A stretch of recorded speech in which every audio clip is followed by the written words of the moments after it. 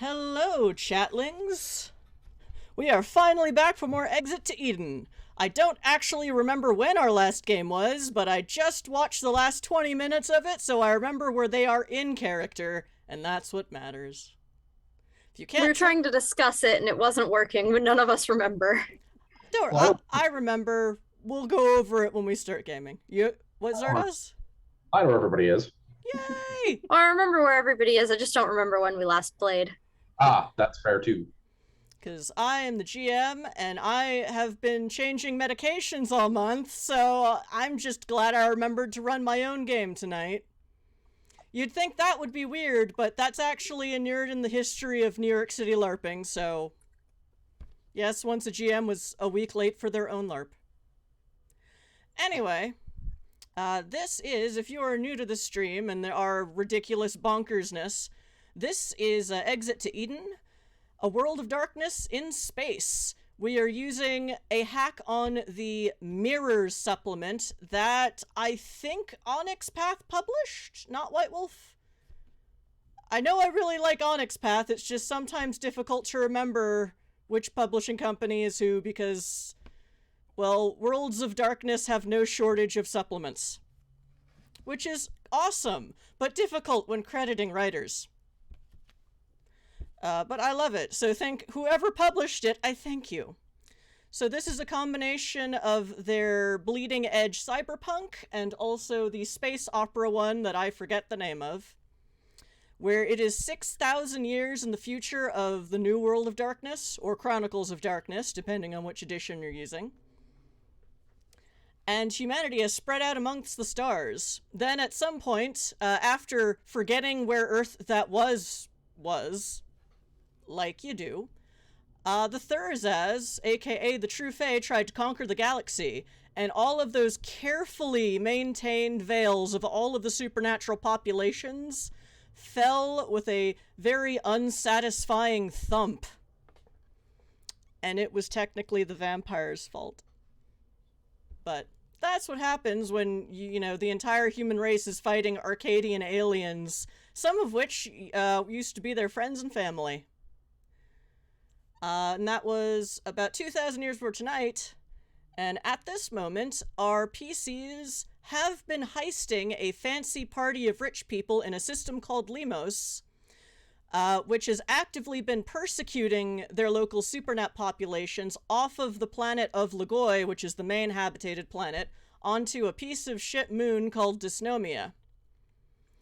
And this is a rich-ass party with some very top-of-the-line Supernat detectors, which last game, our players managed to steal a piece of. It was a little complicated, but, you know, technology is complicated. Zardoz, is there something you'd like to add? It was a lot complicated. It was so complicated. We had fun. It was fun, though. I had fun. And it certainly helped with the fun and the complications that, as our audience chat, we don't run this stream on money, because that would be dumb. No one has any that we know of right now. So we run this based on channel points. And you can use your channel points to buy bonuses for our players, for the GM, or buy custom NPCs. And wow, did y'all go nuts with that last game, and it was fun. Well, actually, the last several games of this arc have largely been fun because of that. So whatever happens tonight, remember you have channel points and can use them to torture all of us, but in a fun way, because this is the world of darkness. And no one plays or runs it unless they are sadistic, some combo of sadistic and masochistic. Speaking of which, there are players. So players, why don't you introduce yourselves while I tally up the last count of our channel point buy-ins before we start. So let's start with Zardoz. I'm Zardoz. I am playing Captain Masterson, who is about to have the end of a very, very, very, very fun day turn into a very, very, very, very bad day. Because things are about to get real, real, real, and somebody's going to get hurt. Next. I think I'm next, right? Yep. Hi, I'm Puka. I'm playing Sungrazer, currently masquerading as Guildenstern, the debutante that could. I'm 100% here for observing Masterson's no good, very bad huntsman soap today. So we'll see how this goes. It'll be great. Changeling's got a changeling. I'm Tempto. I'm actually playing Boris, a grizzled former cop who keeps his true identity a secret. New to the team and kind of got pulled into this whole heist, but it seems kind of fun, so why not just keep going with it? That's the spirit. I'm Dracus. I'm playing Klaus, who is currently masquerading as Craig Daniels, part of the wait staff. I have the Supernat detector in my chest compartment that half the party doesn't even know about. Actually, I'm not sure any of you know about that at the moment. I do, but your character started as Yeah, a pre-gen, well- so of course I know. Well, and you're the GM. I don't keep secrets from the GM. Which I appreciate. Yeah, you all know about that out of character, but in character, I don't think anyone else that's like present tonight actually knows. Yeah, so that's fun. And I am determined to make sure that Captain Masterson does not, in fact, die tonight. We'll see. I will do my best. I mean, if he does, you can bring him back, right? Theoretically. The concern is not him dying, it's him being abducted back to Arcadia. Yeah. More of a concern for me, yes. Which one is worse? Well, depends on who you ask. What's the point of playing a necromancer if you can't bring back your dead party members? Indeed. The only thing we know for sure is that none of you can be embraced as a vampire without it killing you, but our vampire PC isn't here tonight, so that is a moot point. Well, that's good to know. Yep, that is generally, NWoD is superior to OWoD for mixed parties, because in NWoD, the splats are not outright allergic to each other, but still, you can't turn to changeling any of the other splats into a vampire, or there's problems. It would be kind of monstrous, I think, if you could be more than one kind of supernatural being at one time. In OWoD, it was like in a 1 in 100 chance you could embrace a werewolf, but then they are literally called abominations for a reason. And then Fair NWoD enough. is like, let's just leave that out. And I'm like, okay, NWoD. To be fair, OWoD also kind of realized what they had done and tried to sweep that under the rug pretty quickly, I think. Yeah, oh, I don't know what third you're ed. talking about. We never did that. Anywho, by the way, I forgot to explain how this team came about. They are not officially professional thieves.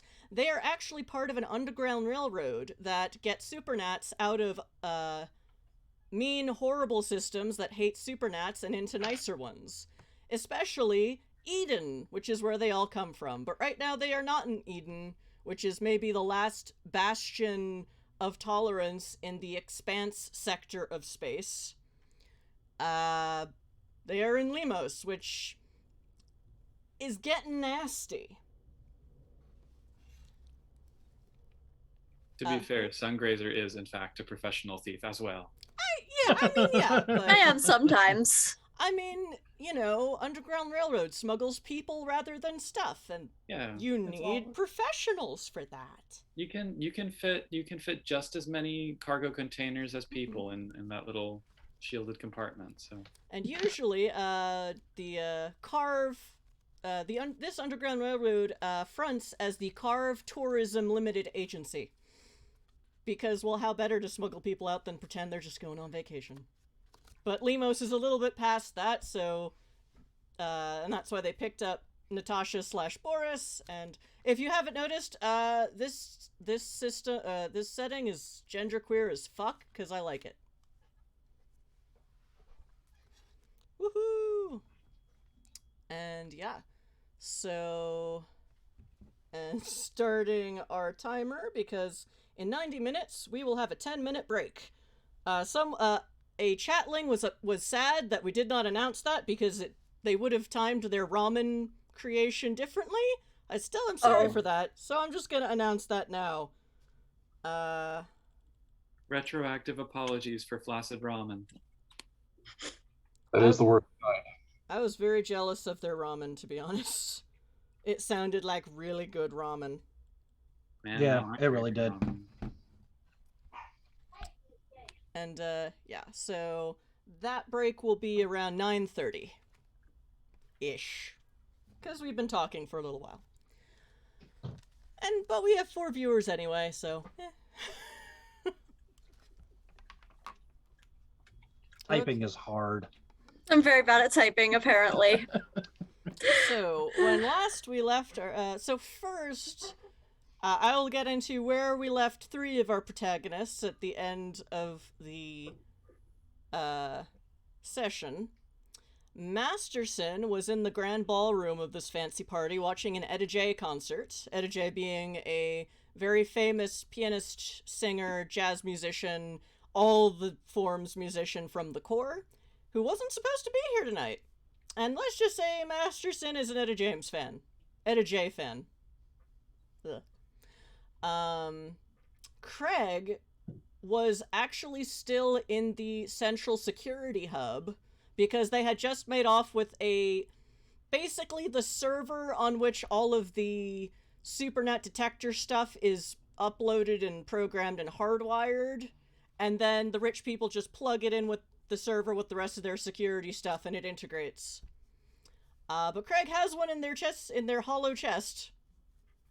Guildenstern had followed, there is another party member who could not be here tonight, named Dune, who is a wolfblood, which is the NWoD equivalent of kinfolk. So they're related to werewolves, but not one themselves. Sometimes there's benefits, sometimes there's problems. And they had been masquerading as a bartender, and gone downstairs with a princessy little Pomeranian dog, and Guildenstern followed them. Meanwhile, Boris/Natasha has been away for a few games, and for the last few games, I was like, well, where'd that person go? That new team member? Oh well, there's too much going on. So I'm going to narrate this a bit. You wake up, you are tied to a chair in a very enclosed space. Based on your particular splat, you can easily smell industrial chemicals and see lots of cleaning equipment of all levels of Luddite to high-tech. Ropes and chains aren't really a thing. You are bound by a kind of industrial cord that, would be in a maintenance closet. And you're pretty sure that's where you are.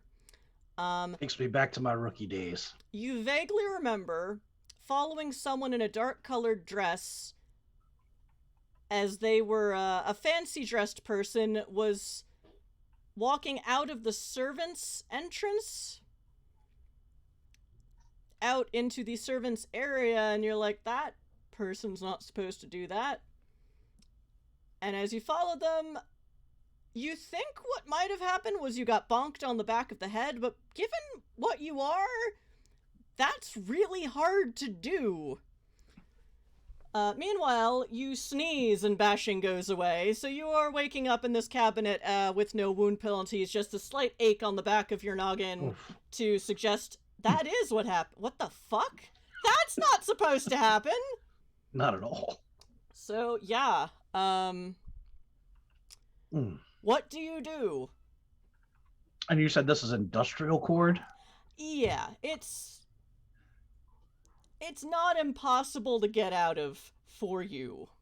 Right. Just tell me how. Or just tell me how and I'll tell you what you gotta roll. Alright. How tight is it? Pretty tight. Are my hands tied separately, or is it just kind of like at my sides? They are bound together behind you, kind of woven into the back of the chair. Okay. Wow, woven into the back. Wow. It's also a pretty cheap chair to be in the, the custodian closet, basically. You can still hear people milling about outside, and you're pretty sure you're not far from where you were. Okay. All right, so what I want to do is, are my feet bound to the legs of the chair, or? They are, but also, right, together and woven in.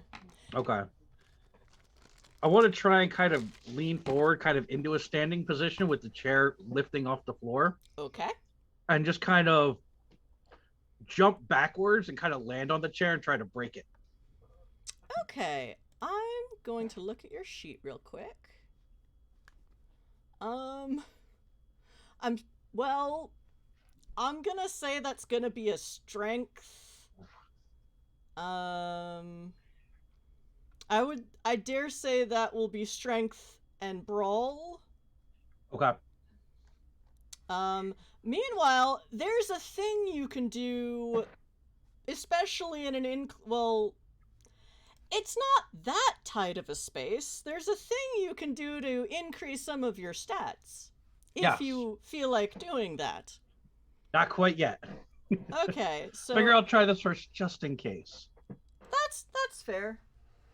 So this is just a D10 plus the stats for the plus the Yes. stat points. Okay. This is the wrong book. Chat, if you are familiar with NWoD and COD, what I did to punish myself was use the Chronicles of Darkness setting, but the Mind's Eye Theater NWoD book. So, because when we started this, I didn't want to force my players to buy tons of D10s in the middle of a pandemic. So what we do is roll one dice and add the dots to it, which is an old LARP shortcut. And I am all for LARP shortcuts. Oh, thank you, Shotgun Splicer. You bought me a +1. Mm-hmm.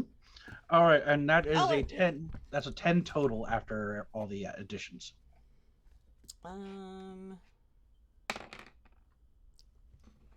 This is a really cheap-ass chair, and that is enough. So basically, you add your dots on your White Wolf sheet, or on your World of Darkness sheet to your D10 roll. An 8 is 1 success, and 11 is 2 successes. The chair rolled a 1, because I figured, how cheap is this chair? Oh, very cheap. So yeah, you only needed 1 success. Awesome. Sometimes I give health levels to buildings, because Dune brings a rocket launcher. It's a fun game. Okay. Yes. So yes, there is a clattering, and once the chair is destroyed, by your kind of lightweight human body. Cyberpunk plus World of Darkness. Lol. Yeah, it's pretty easy to get out of the ropes. Okay. You do seem to somehow be locked in, but there is, also a lock on the inside of this door. Oh, okay. And that would be Dex Larceny, which I think you have better stats in. I do believe so, yes. You're one of those cops. Yep. Well, no, I have nothing in larceny, so. Oh, you're a good guy cop. Oh, that's an 11 total. Oh, okay, yeah. It's a broom closet. It's a space age cyberpunk broom closet. Why would they put a digital lock? All right, you are free. You are a bit disheveled, but you are free. And there is clearly a concert going on in the main hall. You do not remember when that started. It's all a bit hazy right now. Okay. And I will say you get to the servants' entrance just as we get to the point where we ended last game, where Masterson and Guildenstern, and I believe your hacker vampire friend were all in the main room. And in the middle of one of Etta J's songs, she suddenly stops playing. And everyone else in this room, the rich guests, the private security forces that looks like a small army, everyone stands still and silent. Except there is this one noise, and somewhere in the depths of the room, Floof?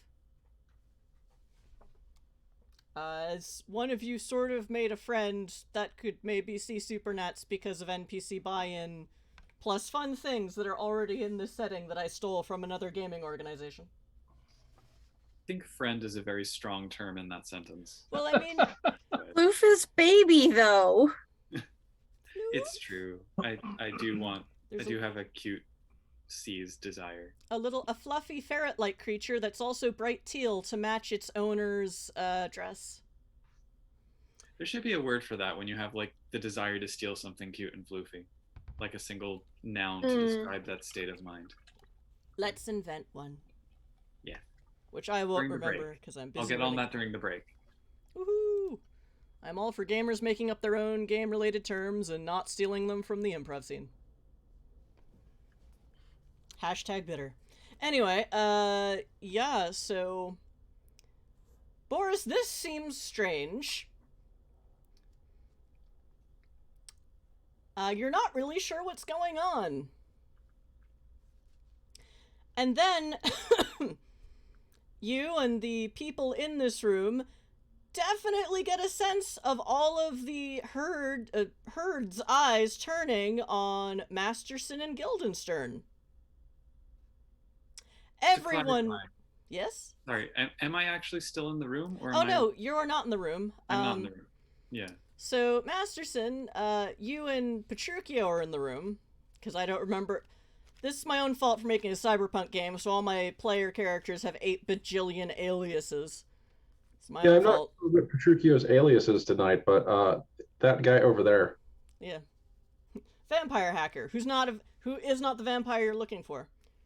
Because Von True. Not even the hacker you're looking for, apparently. Yeah, someone bought another hacker NPC, and I'm like, you know what? Let's go with it. Chaos. Oh, yes, the Will Wheaton character. Yes, because we're talking about leverage. So, I'm going to ask everyone to roll initiative, even if you're not in the room, just so we can get it all filed away now. But my initiative stat will change in a moment. Well, I dare say this is not exactly a surprise, since shit happened. What is the thing that changes your initiative thingy? Oh, I have 3 contracts that will mess with my initiative, if I get a chance to activate them. Okay, I will allow you to have activated 1 once the entire room stopped moving, because, duh. I will activate Primal Glory. Okay. For Flames of Summer, which is there a shot glass with ice in it nearby? How close is nearby, or does it not give a range? Within arm's reach. Odds or evens? Odds. Yes. Yes, there is. I will crush the ice for the loophole.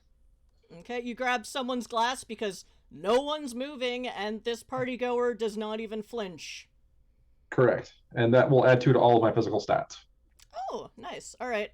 Since I am allowing this, I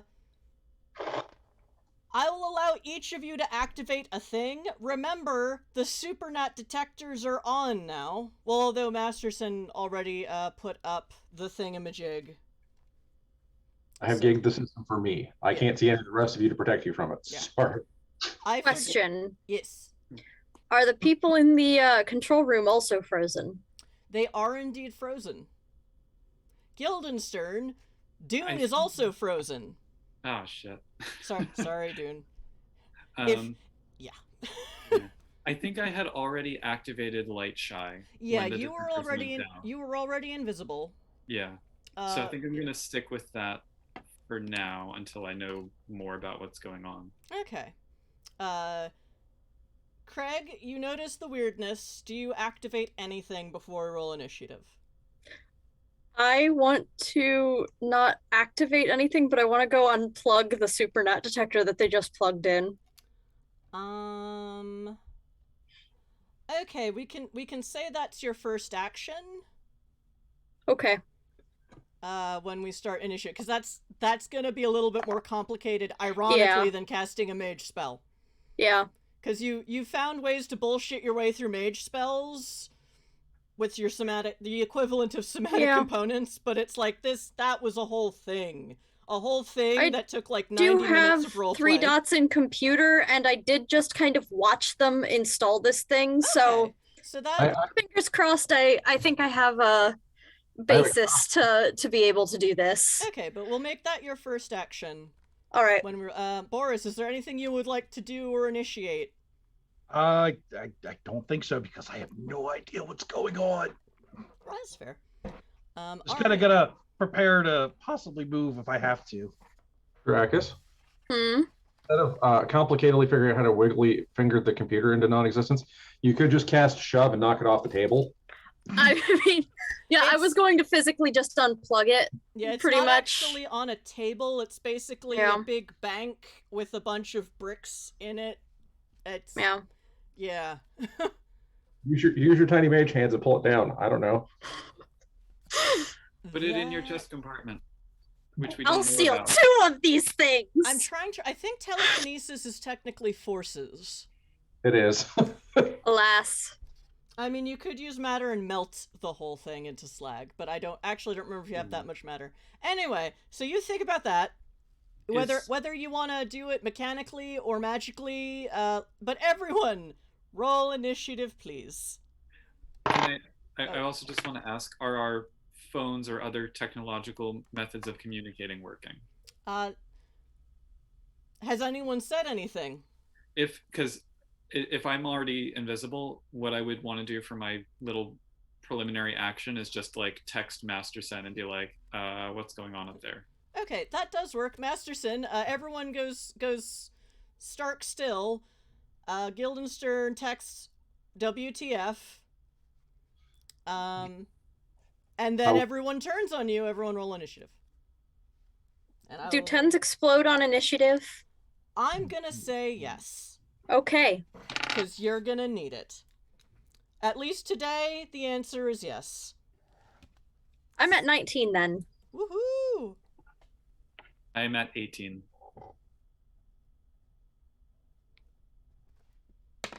Also, there's a parade coming down my street. Joy. Okay. It's actually pretty cool. It's like these kids that just walk around drumming. All right, everyone else, what's your niche? It is. I'm at an 8. Okay. That's it. Did you add your initiative modifier? The dex and the composure, yeah. Okay. Whoa. Yeah. Did you roll a 1? I rolled a 2. Okay. So fun fact, if you roll a 1, it's a botch. Okay. Even if you have I'm more telling chat, but yeah, if you roll a 1, it's a botch. Given how my players roll and how 10s explode, I feel totally justified in giving them a 1 in 10 chance of botching. Because I'm still a GM and I'm still your enemy.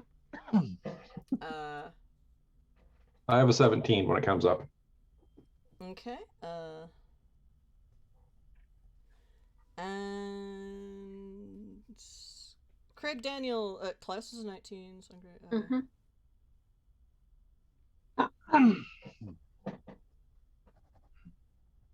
Oh, that's right, Boris. You just said you got an 8. Yes. Or Yes. okay. So you go last. Yep. Okay. And now I've forgotten. So Sungrazer, you tied with an NPC for initiative. I forget. Actually, let's just say what's your initiative modifier? 11. Okay, then you go for. So I have accidentally written you all in order anyway, so that's nice. Thank you, Internet Magic. So ironically, Klaus goes first, and Klaus is the least combat capable of all of you.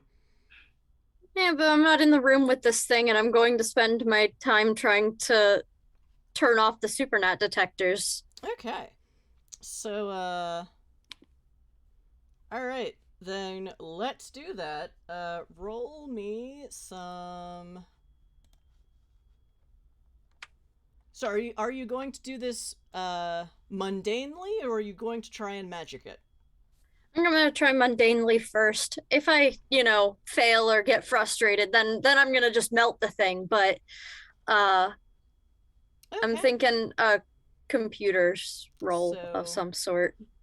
I believe that I'll say, let's see, your sheet. Let's say that's int computers.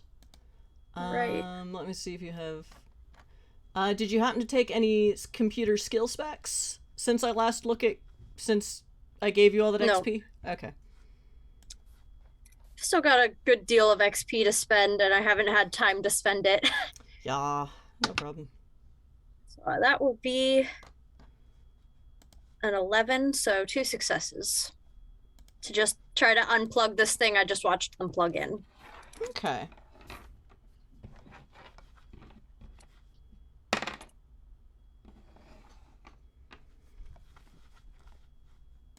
Okay, you were just watching and they weren't hiding from you because they thought you were just a put-upon service industry worker. So I'll say, yeah, it takes you a little bit of time, but no one's paying any attention to you while you do this. Are you taking the whole thing out, or are you just trying to disconnect it a little bit? I mean, it depends on how easy it is to disconnect. My goal is to turn it off. If I have the chance to snag a second brick, I'm gonna take it. Okay. But I just want this thing to be turned off so that they don't have record of us pulling supernatural bullshit. Okay. I would like to remind you that this is a security room, Yeah. so there are probably cameras in here. Okay. Okay, that's fine. Just- Theoretically, we'll be gone by the time they get to do anything about it. Okay. And you do notice, well, you are probably doing this faster on your feet than you would have expected. The security people don't seem to be reacting to you at all, Yeah, which is both relieving and disturbing at the same time. So I'll say you can disconnect it with 2 successes. It may take another roll or something with a bit more oomph to get it out. Okay, then I'm happy to just leave it there. Okay. So I rolled for the physical object because it's cyberpunk. These things have souls. It's cyberpunk. Maybe. I don't know. People aren't sure that other people have souls at this point. It's cyberpunk. It's a whole question. What is human when there are supernats as well as robots? What is going on? Anyway, back to initiative. Sungrazer. You're not there. Oh, if I had a chance to answer him before initiative started, Yeah, I'll add that. Elmer Fudd has arrived. Shit, comes the reply. Mm-hmm. How far am I from my firearm?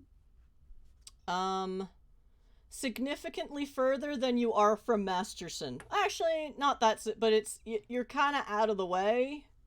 I'm not going to be able to help Masterson too much directly, probably, so I feel like I should try to make haste and get to said firearm as quickly as possible. Okay. The dice says you are 5 rounds away from your firearm. And how many rounds away from Masterson? Let's say you're 2 rounds away from Masterson, unless you use your phasing ability, but I forget how it works. But also, as far as you know, the Supernat detectors are still on. Unless Craig wants to consider, I mean, their verbal action part of their yeah, I can turn. totally send a message to the group chat saying, disconnected everything.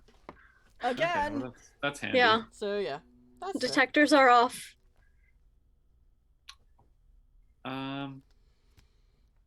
All right, I'll just start running back to the ballroom. Okay, that's going to take you 2 rounds. Actually, what is your speed? That's a good question. Is your speed something ridiculous? 13. Your speed is kind of ridiculous. No, in that case, 2 rounds is probably still the correct answer. All right. I think the ballroom is probably on the way to the gun anyway, isn't it? Yeah, because the basically. gun would be in the security checkpoint. So. Yeah, towards the very front entrance. So I'll run in, assess the situation, and then make a decision. Okay. But still keeping invisible as long as possible. So,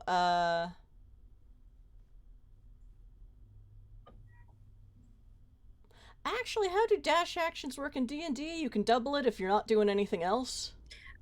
In D&D, it's, you take your main action to dash, unless you have something that lets you dash on a bonus action. You know what? I'll say that since your speed is a freaking 13, you can get there by next round.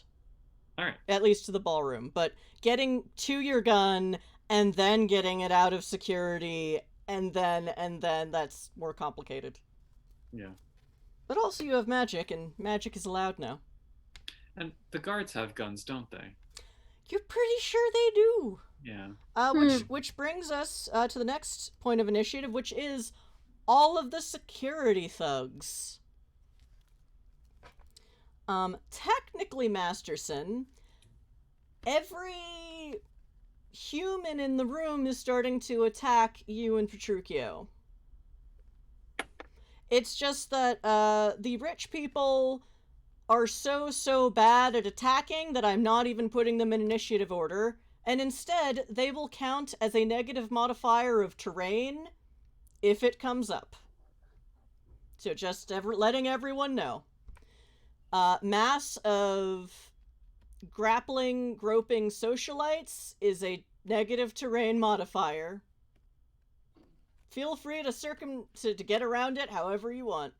But the private security team actually know how to attack people, and you and Petruchio are being attacked.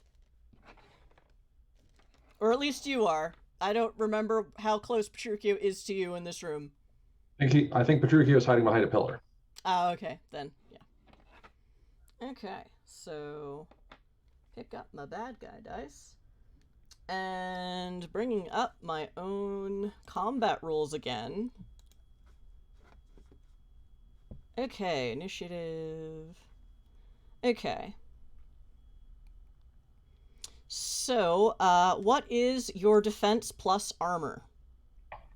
My defense plus armor is 8. Okay. Oh, if somebody tries to hit me, I'm going to activate Fake Hunting. Is that something you can do reflexively, or does it have to wait until your turn? No, it's a reflexive action. Okay. So...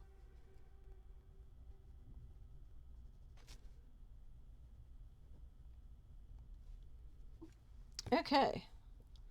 Just making note of everyone's defenses in another column. So -8.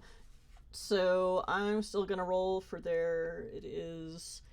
it looks like the closest security guard to you, the one who was just talking to the walkie... Oh, the heat sink, the weird heat signature thing is gone. That's interesting.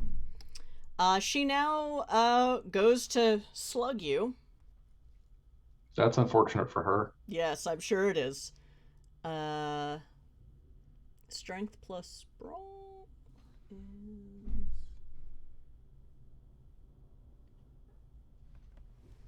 Doo-ba-doo.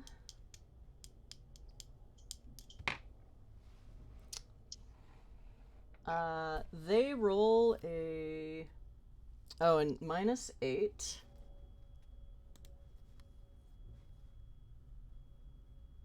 Meanwhile, the rich people are trying to grapple you and not doing a very good job. With Fake Hunting up, any mundane weapon that hits me suffers my stamina rating as points of damage. So they're probably injuring themselves while they're attacking me. Interesting. All right, so minus your defense, 17. Oh, they minus your defense. They roll a 9.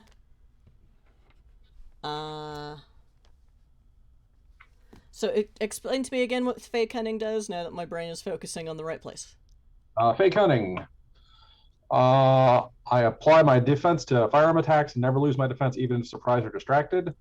Supernatural powers that would deny defense prompt a clash of wills. If I successfully dodge, I may redirect the attack to another valid target, which automatically hits with successes equal to my presence rating. And it's specifically for firearm attacks? Yes, it's not going to help much with the punching. Oh, okay. It does tune up the ogre benefit, which is the ogre skin becomes hard like stone or rough or tough like hide. Any mundane weapon that strikes her suffers her stamina rating as points of damage, subject to durability. Okay.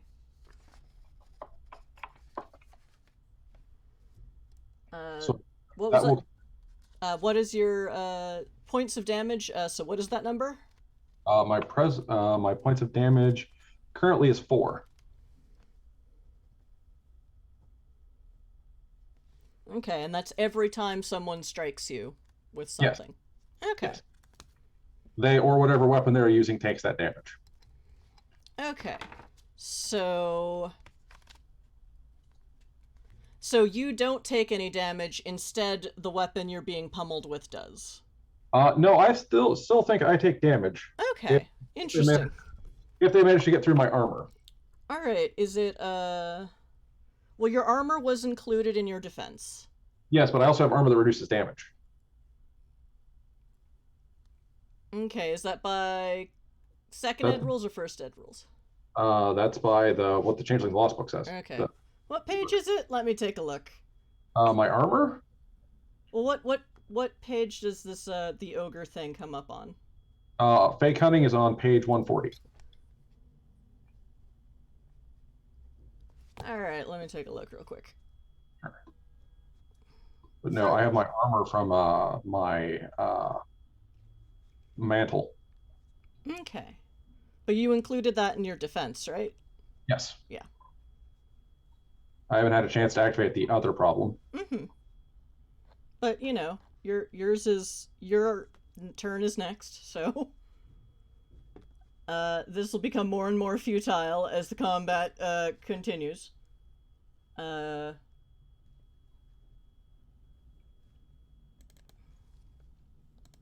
should have opened the Changeling book before I started. Lol. It's all good. Changeling got considerably more ridiculous in second ed, which I'm not generally complaining about, but it's a lot to keep track of. Fey Cunning, cost 2 glamour. Oh wait, that was the loophole. Or no. Yeah. I will challenge the huntsman to a fight if he would like to oblige, assuming he's still here. Well, you're not fighting the huntsman. Where is the huntsman not here? You don't know. All that's happening is you're being attacked by a dude. Or no, you're being attacked by a female security agent. Oh. Okay. Like the huntsman is everywhere. Maybe?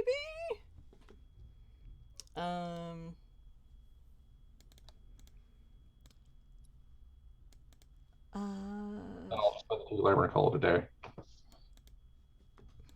I mean, you can challenge the security guard to a duel reflexively, but they're not the only one in the room. So maybe just spend the 2 glamour.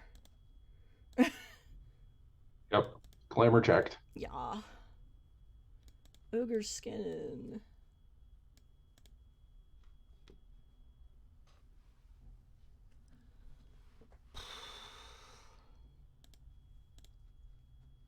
Should probably also activate Fake Hunting next turn, just because it seems I didn't realize that. I mean, I don't have the ogre bonus, but I'm looking over it. I'm like, yes, this would be appropriate for this situation. Yes. Yeah.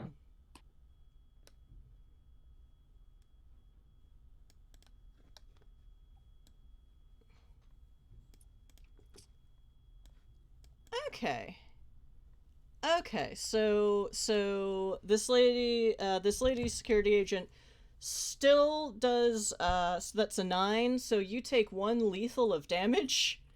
I have 5 points of armor that will absorb that. Well, your hold on, let me look up armor again. Ugh.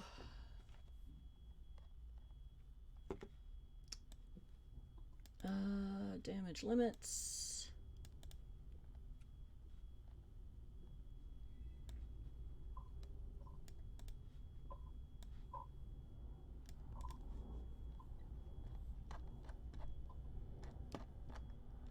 Armor.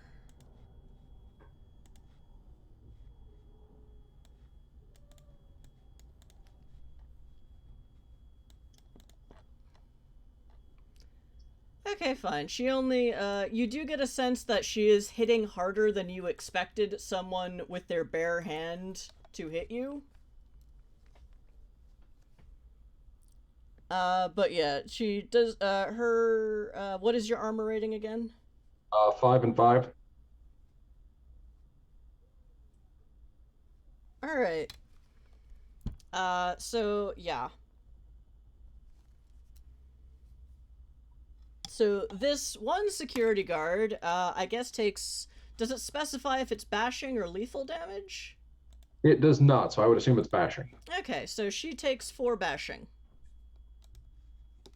To her hand. Well, to her right hand. Breaks her knuckles on your rock-like flesh. And you're not sure where Petruchio is, so we won't get into that. And now, Masterson, it is your turn. So what are you going to do? I'm looking for the source of the problem. I'm going to attempt to locate the huntsman if they're in the room. That will take your whole action? So, okay.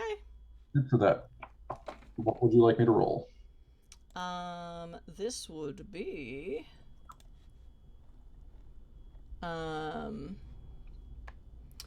This would be wit. Actually, well, we're in the middle of combat is the thing. So this isn't exactly investigation. Mental merits. I dare say that because we're in the middle of combat, this would be wits investigation rather than, the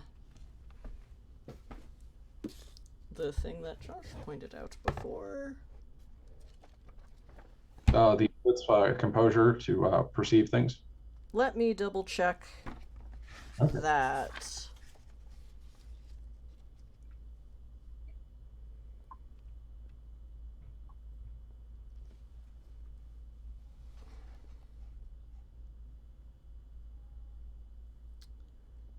Sorry, chat, this is very boring, but there's a lot of weird combat rules.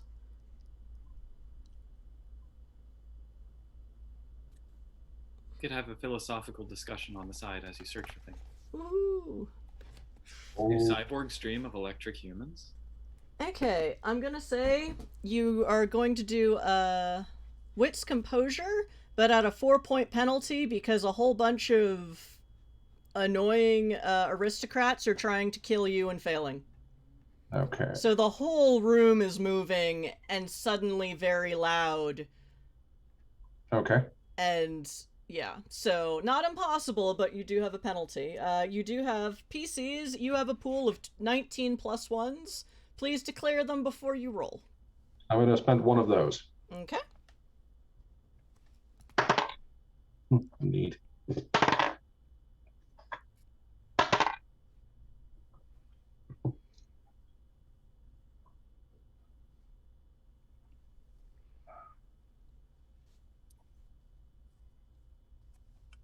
-4 penalty? -4. 36. Okay.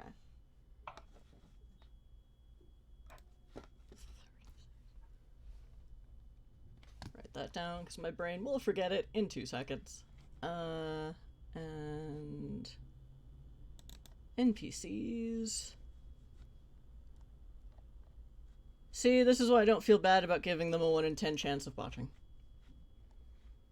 Absolutely. Because they also have a 1 in 10 chance of critting. I also have the thing that lets me add my weird to my perception checks. Oh, okay.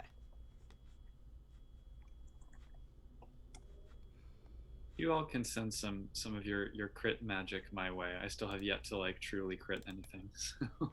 I'm thinking it's going to be today. It's probably be you shooting me by accident. Probably, yeah. I'm hoping. Well, I feel like if I accidentally kill Masterson, then it's going to come after me, which I don't want to happen. I mean, that's possible. Yeah. If it doesn't come after you, I will.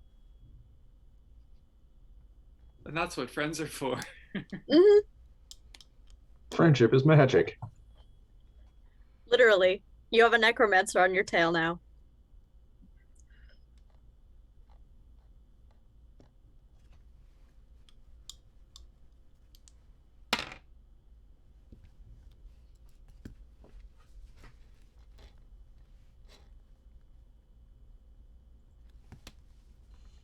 Okay.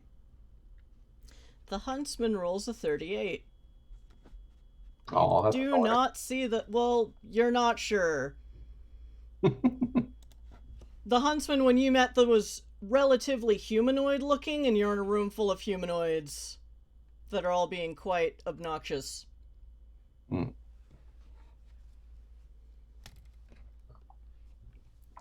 So, with your 36, though, I will allow you the revelation that, you know, the last time you fought this huntsman, didn't strike you that if they had the ability to do this to masses of people, why did they, you know, go down like a bitch that first time you ran into them? And there is this annoying, misty, changeling thought that you feel like this feels familiar. And that you know of someone in your past who would have the ability to bend the wills of masses of people to their will on a whim. Oh, good.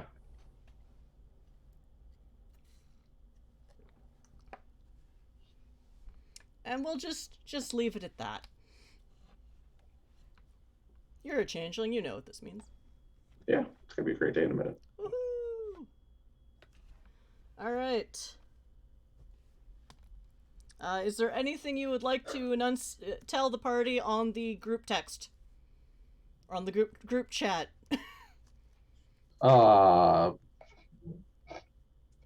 It can be verbal or text, like, I'm not picking, it's cyberpunk, whatever. I mean, there's not a lot of information right now that I have, so. Okay. So next, but not last but not least, Boris. The room just exploded into motion as it looks like, we'll just say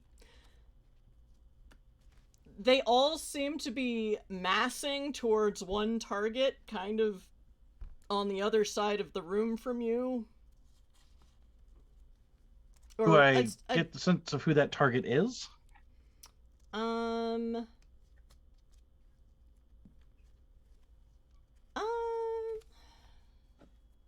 You're not sure, but it seems to only be one, maybe two spots. You're not sure. And that will take a perception check of some sort. Okay. I think it's fair. Yeah. But again, with a 4-point penalty because masses of moving masses are annoying. Okay. Remember, you have a pool of 18 plus ones. Chat, you can buy them more if you want with your channel points. Please declare before you roll. Let's see. And that was a perception check, you said? Wits composure. Unless you're, okay. You know, I would allow wits investigation if that's significantly higher.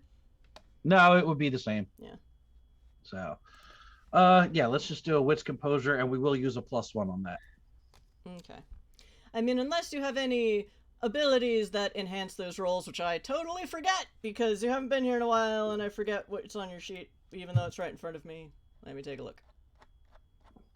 You did not write any of them on your sheet. Oh, no.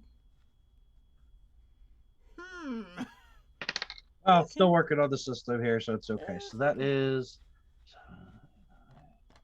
a 13. Okay. Including the -4. Oh, minus the 4, that would be a 9. I'm sorry. Okay. I'm sorry. Well, Masterson isn't actively hiding. So you do get a sense.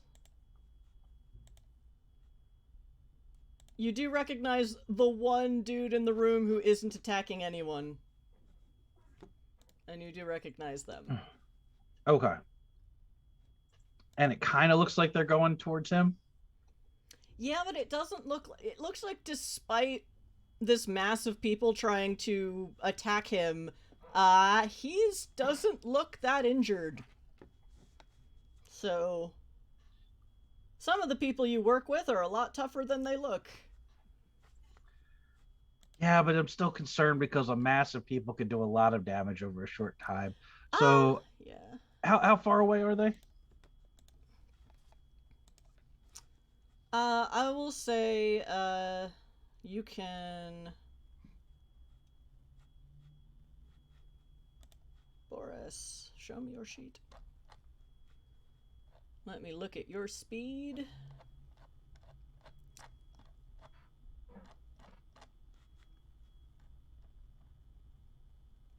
Where is the speed on this fucking sheet? Did you... Oh, wait, there we go. Your speed is an 8, but you're, like, right there, so...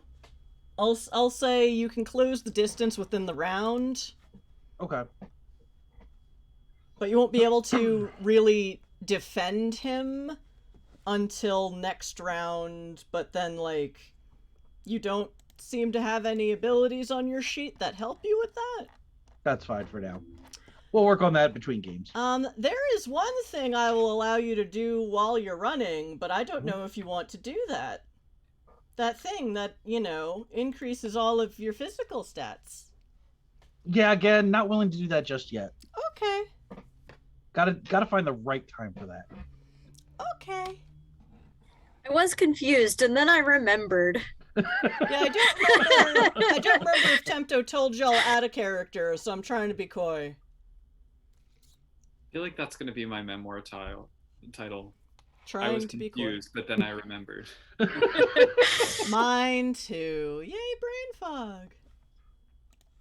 I'm doing my best to remember what's secret in all your backgrounds and not blurt them to the other player characters, because I hate it when GMs do that to me. So. I have no secrets. Blurt away. Yeah, I think you all know all of my secrets out of character. In character, it's a little more confusing. Speaking of which, Klaus, it is your turn again. So it is. Pukagar, I'm still thank in you the, for redeeming those player plus one. And Shotgun Splicer gave me 2 GM plus 1. Aww. Nice. Are we starting a Watch them war in fight! chat? I believe so. I can't say too I much have, bad like- about Shotgun Splicer. He gives me a lot of stuff on my Vampiric channel. Yoda So. isn't here tonight, but apparently they have. they Yoda have a did stop comrade in. I don't know arms. if he's still here. But, yeah. I will just say I basically have the atomic bomb of channel points, so careful what you do. I'm waiting for the time to drop it. As long as... So, fun fact, chat, we have a very tiny audience, so if my players are watching the game on their own channels and accruing channel points, I have no problem with them buying in-game bonuses with it.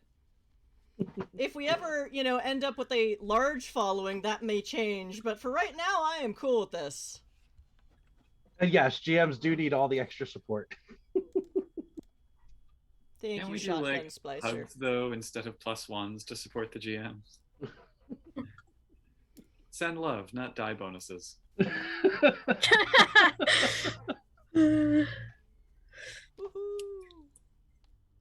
Yeah. Okay, so Klaus, I'm have... still in the control room, aren't I? Yeah, and despite the fact that the security goons all go on 18, none of them have made any move on you. It looks like the only combat-y stuff is happening in the ballroom. You're not sure why this is? Blah, blah, blah magic? Well, I am pretty good at stealth. I think at this point I want to disappear and wait for the opportunity to involve myself in a more constructive way. Okay. In what way are you disappearing? Like just... mundane stealth-wise, just like a D&D rogue, disappear into the shadows. Awesome. No complaints about that? Yeah, slide out of the room, get a better sight on the main room where my allies are, and hopefully not get attacked myself.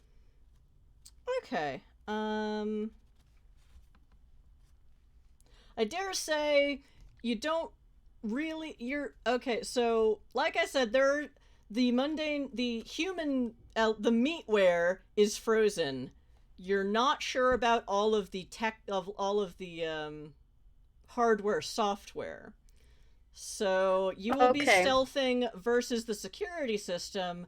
I will not give you a negative modifier because you have been in the central security office for a while now. Yeah, like at least half an hour. Yeah. So the entirety of Etta J's set until it got so rudely interrupted. You've got enjoying that. I'll say you haven't memorized where all the cameras are, but you have an edge, so there won't be a penalty. Mostly because you also know all the cameras are invisible. Yeah. Yay, cyberpunk. Okay, so this is gonna be what, Dex and stealth, or presence? I don't know what presence actually does in this system. Presence is usually the opposite of stealth. Okay. Or usually used for the opposite of stealth. Yeah, I would say this is Dex and stealth. Okay. I've got 3 in stealth. Cool. I rolled a 10. Yay! That explodes, so that will be a 20. That's 5 successes. That's 5 success. That's a standard crit success. Yeah, you just very quietly slip out the door. When all this shit went down, Petruchio had just vampire mind presenced one of the security guards to walk into the security room and be confusing. They hadn't closed the door all the way. Yeah. So it's pretty easy to slip out, and if that's, I'd say by the end of the round you can get to the front door of the ballroom where Boris is. Boris does not seem to be affected by whatever the fuck is happening. They look just as confused as anyone else who isn't brain blown right now. And it is Klaus's turn. Sungrazer. I dare say that since you are using dash actions, you're here now. At the same back service entrance of the ballroom, and yeah. So I have 2 questions. Okay. First, when I get into the ballroom, does anybody look at me? Because I'm still invisible, but I don't know if Fae possessed humans see through that or anything. I mean, assuming that's what this is, I mean, your powers do work against other changelings, right? Yeah, I have no idea what a huntsman's capabilities might be, so I'm just, as soon as I get in the ballroom, I immediately want to see, where's Masterson? Sub-question, does he look okay at the moment? And does anyone else see me? Okay, I'm sorry to do this, but Boris, because you were dropped back in the middle of an action without knowing what the fuck was going on, you have no idea where Masterson was, and that took you a roll. I will allow Sungrazer to figure it out without a roll. But also, Sungrazer is a changeling. Looking for another changeling in a room full of non-changelings, it's kind of easier to see who the ogre is. We're like that. Yeah. You have date detection, and Masterson was technically your date for tonight, so there we go. All changelings have date detection, new rule. Yay!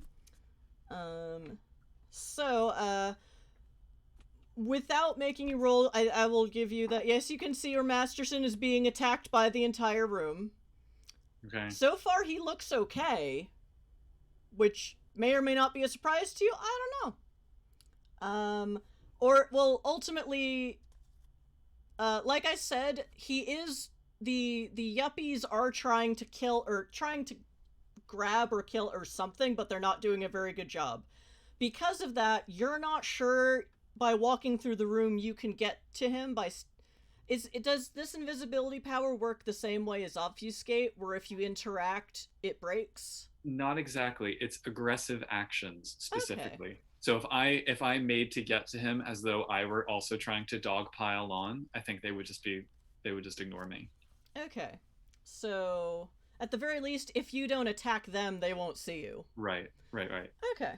That being said, So I still think getting my gun is the better option, just because I'm much better at range than like in a dogpile.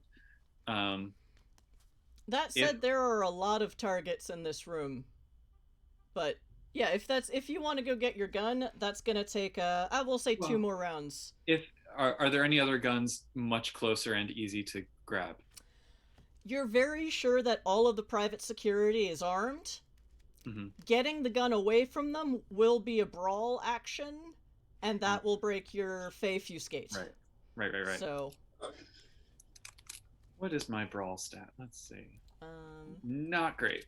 I don't suppose you took it. Well, improvised weapon isn't always helpful at range, but did you take? No. No. Okay. There is also, I was thinking of blowing Fey Cunning, which would also, given that I'm an elemental, bump up my speed by another 3. Oh, yeah, you could do that. So if that makes it faster to get to my gun.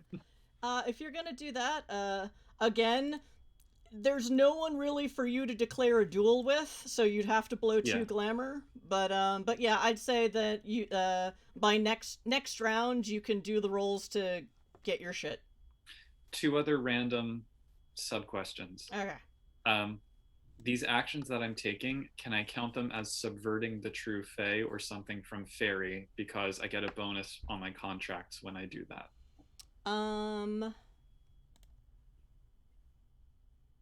Is that something you have to activate, or just happens?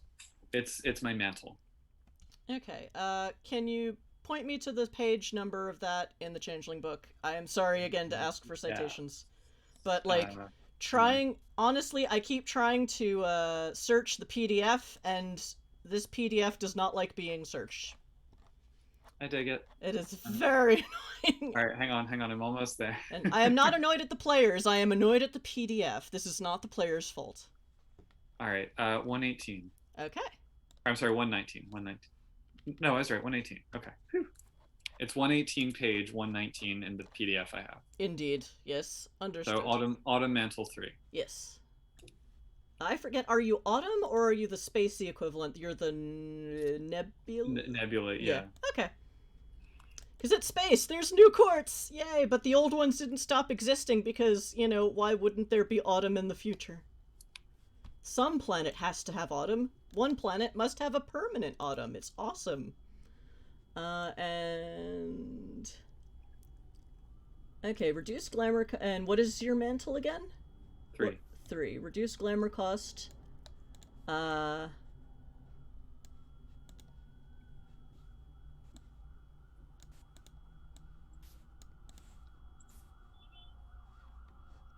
Gain bonus dice.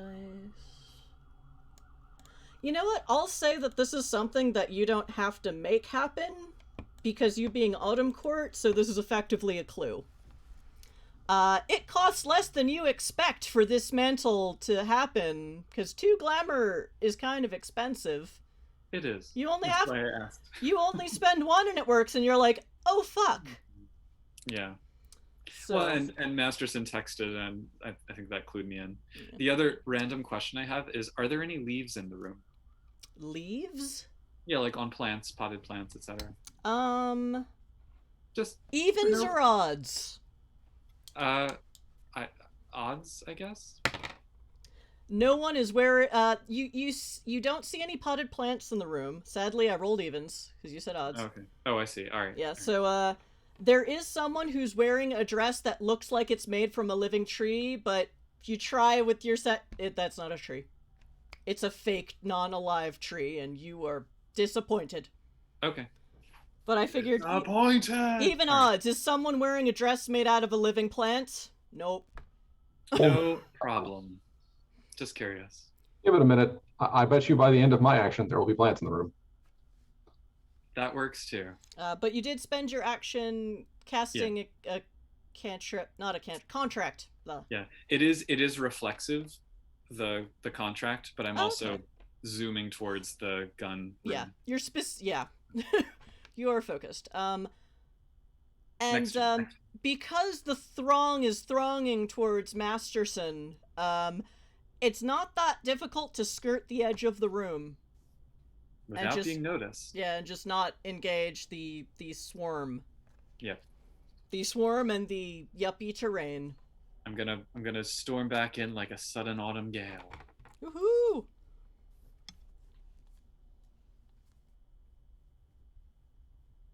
Okay. Next. Oh wait, I need my bad guy dice. Someone punches a Masterson. This turns out poorly. Basically, yeah. But that first round took a bit out of me, but at least now we know what happens. Because they're not gonna stop. Okay, this guy, so another security guard tries to punch you. A bunch of yuppies try to grapple you, they fail, but they're just in the way and it's annoying. Another security guard tries to punch you. And they roll, so that's 24. Yikes on trucks. 24, but minus 8 is 14 minutes, 6, no, yeah, 16 multiplication.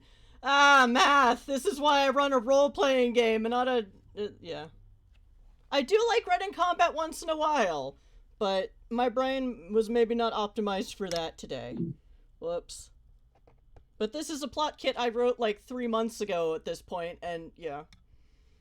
Sometimes the combat becomes unavoidable and you simply must run it. Yep. So they roll a 16, which is 3 successes, but you have 5 levels of armor. So this dude punches you a lot harder than the other person. We don't really do anything like flanking or pack tactics in this game, so it's basically just there's a lot going on, and this guy probably got better aim on you. Yeah. And yeah, so that dude takes 4 points of bashing damage, and you're very sure you almost got dealt 3 points of lethal, but you're wearing armor. You blinked. That's not good. So yeah, assuming this is what you think it is, well, that would explain why they changed tactics, because these security guards might be better at combat than that guy. And there's, you know, at least 50 of them in this room. That's not going to be a problem in a second. That's fine. Okay, so... one thing that I will not even make you roll to notice, because you're you, it's weird that they keep punching you when you know that they're armed. And by this point, it's the second round of combat. They have all, even if they don't have the quick draw merit, they have all had ample time to draw guns on you.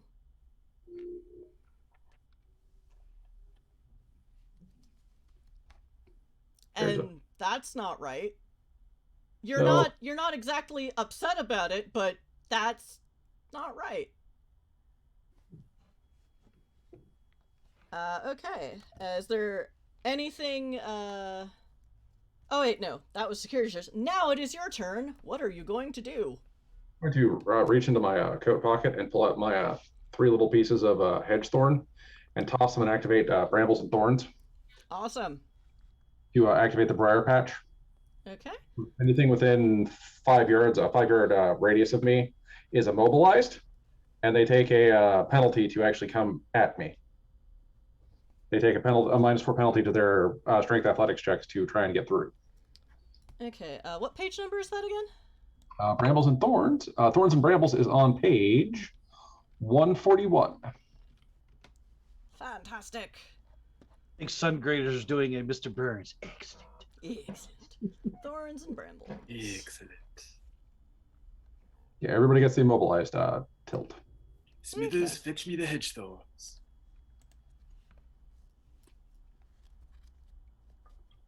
Okay, so Brambles, weird rating. My weird rating is 5. Okay, so do you have to choose one of these effects though? Yeah, I picked one. So you picked Briar Patch. Yeah, because I don't want to hurt anybody, and I'm not trying to steal glamour from them, but Okay. I want them to stop punching me and stop coming closer to me. Okay.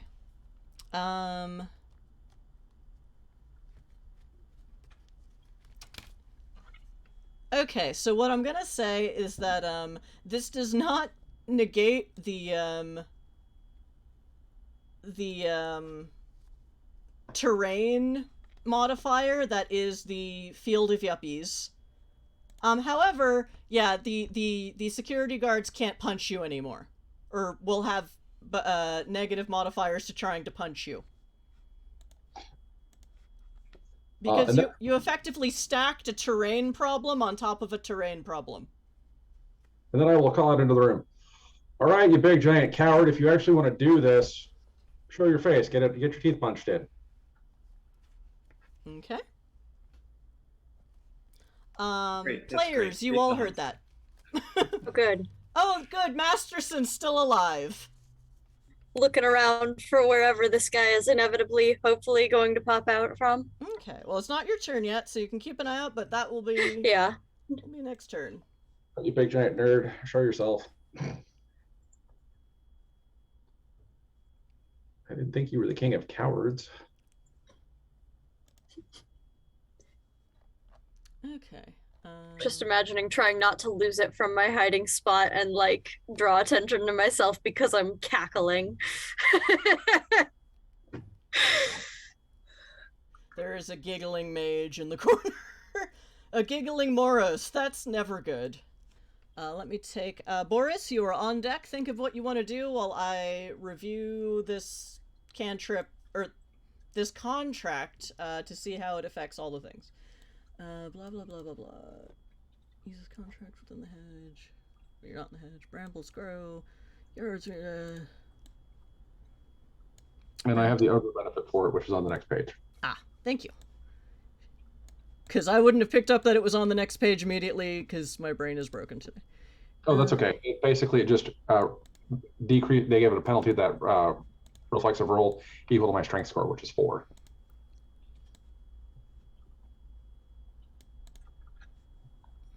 Okay. So the Briar Patch does not necessarily distinguish between friend and foe? No. Okay. I don't believe that it does. Okay. But if you were in the hedge, it would move with you, but... Okay. Oh, it's, well, that's blah. You're not in the hedge right now. You're pretty sure. Hopefully you're not in the hedge. 60% sure I'm not in the hedge. I mean, that's all any changeling can be sure, that they're not in the hedge. Or Yeah. just been in Arcadia this whole time and think they escaped. Which is actually a big problem I have with the Lost. Both ST Fiat and problem I have with the Lost setting. This whole time, you were still trapped. Bramble entangled. Immobilized tilt.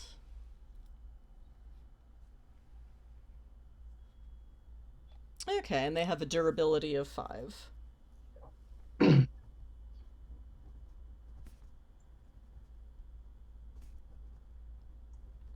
Okay, so those of you, Sungrazer might just hear Masterson announcing. Those of you who are keeping an eye on Masterson actually do see the Briar Patch grow up a 5 Yard diameter. Okay, 5-foot diameter. Not 5 yard. radius. No, radius. Big difference. So a 10-foot diameter circle bursts with greenery, hedge, vine, thorny things. That's yards, not feet. Oh, yards? Oh, Also a okay. big difference. 2 feet, good lord. Oh no, this does follow me as I move. Oh, that's right. If you're not in the hedge, the brambles don't follow you, because the hedge is like, nah, bitch, we don't follow your orders because it's the hedge. Characters moving through the Briar Patch. Okay, I'm just gonna copy paste this into my notes for the game. I'll just keep this page open. Page 141.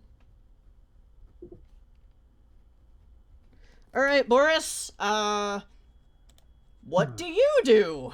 Okay, well, what I do depends on your answer to my question. How close was I to Masterson when he cast this? Well, as far as I know, you were still in that doorway. Okay.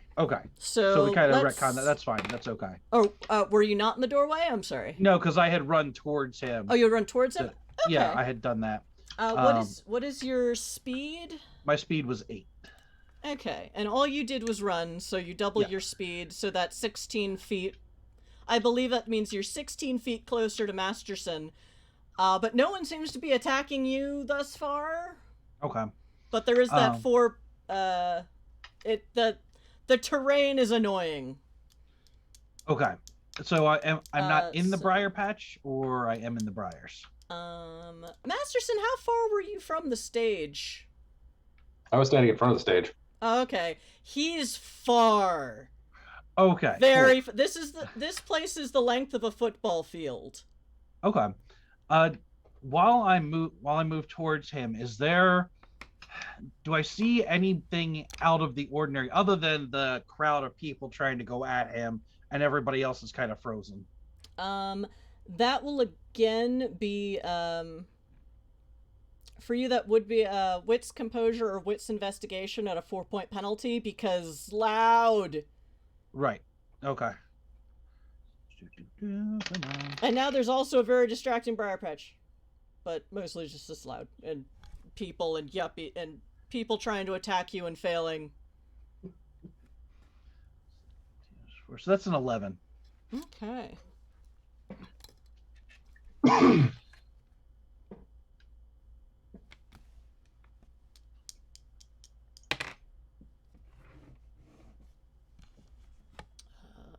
up an NPC sheet.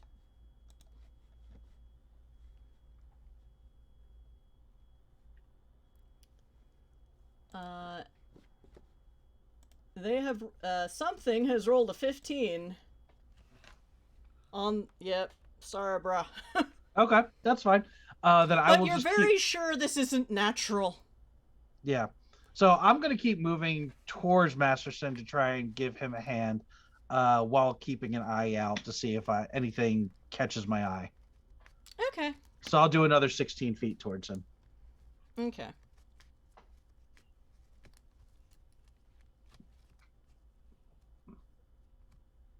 All right. Whew. Wait, I'm sorry. Okay. So I said our break is around 9:30. It's actually around 8:30, so we've got 10 more minutes of this. Let's see if we can get through another round and then go on break.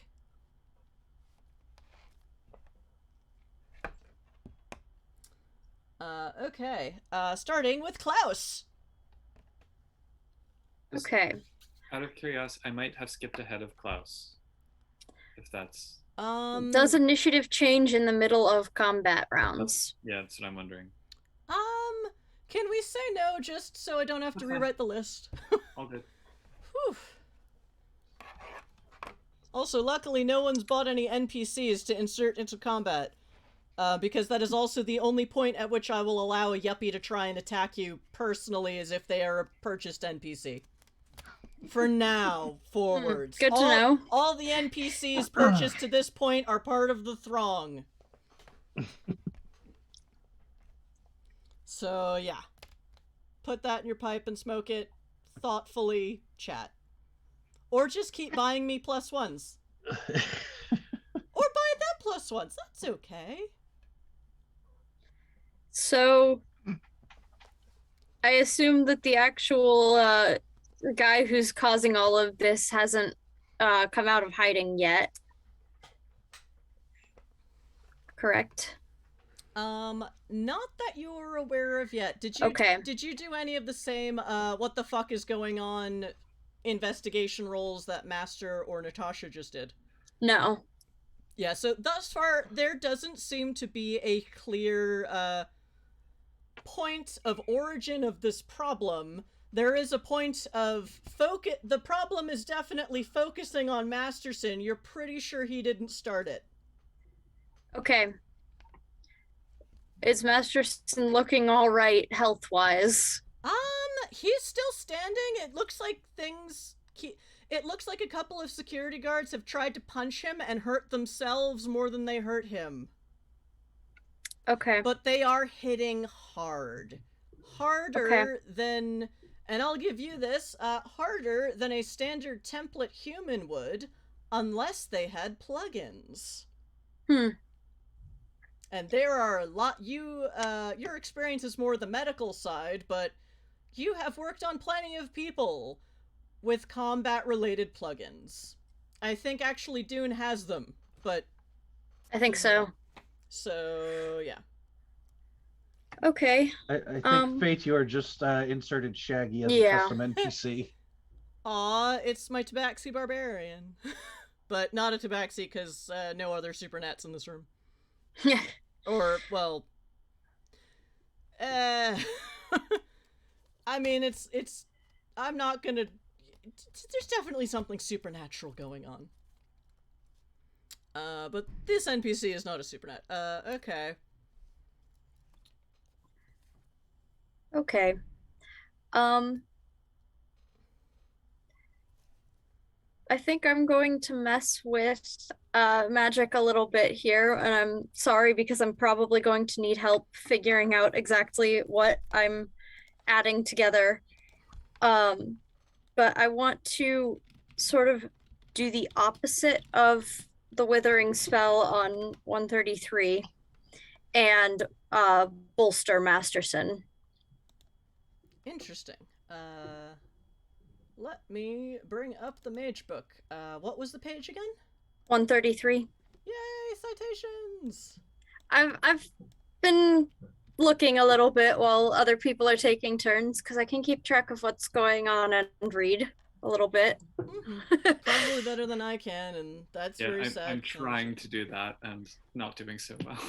Can do it passively. I have a vague idea of what I'm adding for spells, which I did not have when I sat down this evening, but yeah.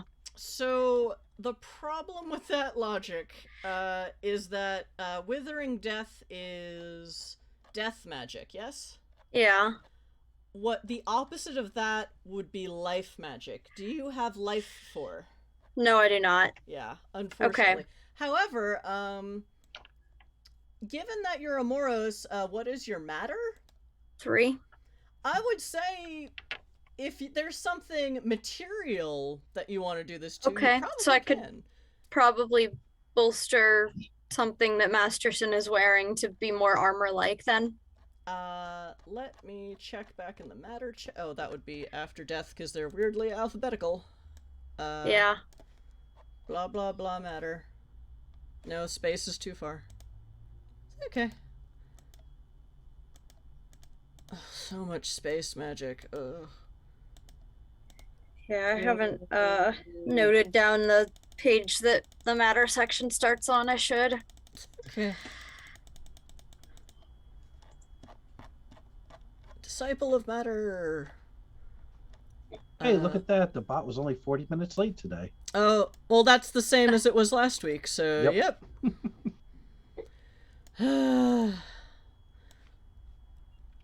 By adjusting the properties of matter at disciple level, so that's weaving, fraying,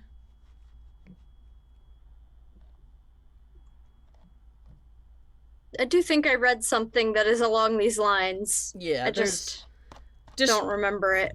Yeah. You can also,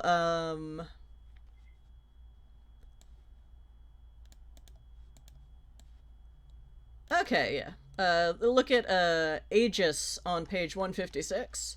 By adjusting the properties of matter, the mage may make silk shirts bulletproof, or tear through bulky riot suits with their bare hands. The spell is cast upon a wearable object, but, you know, in general, you know, what do you want to enhance or destroy? Matter is a bit more, like, flexible than life versus death magic. Yeah. Because matter is energy, blah blah blah blah.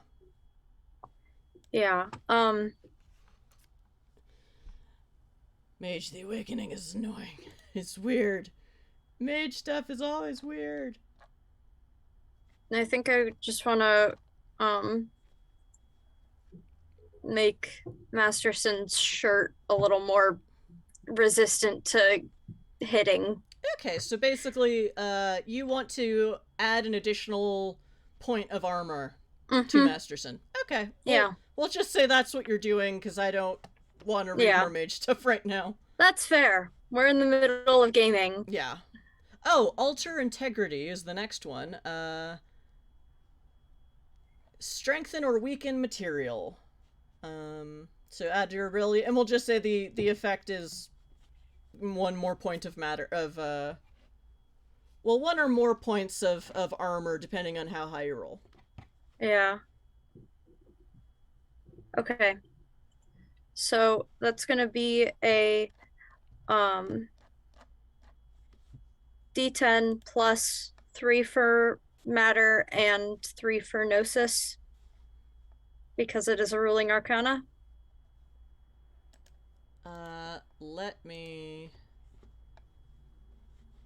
double check the cheat sheet. Where is the cheat sheet? Oh, here's a cheat sheet. This is also helpful. Okay.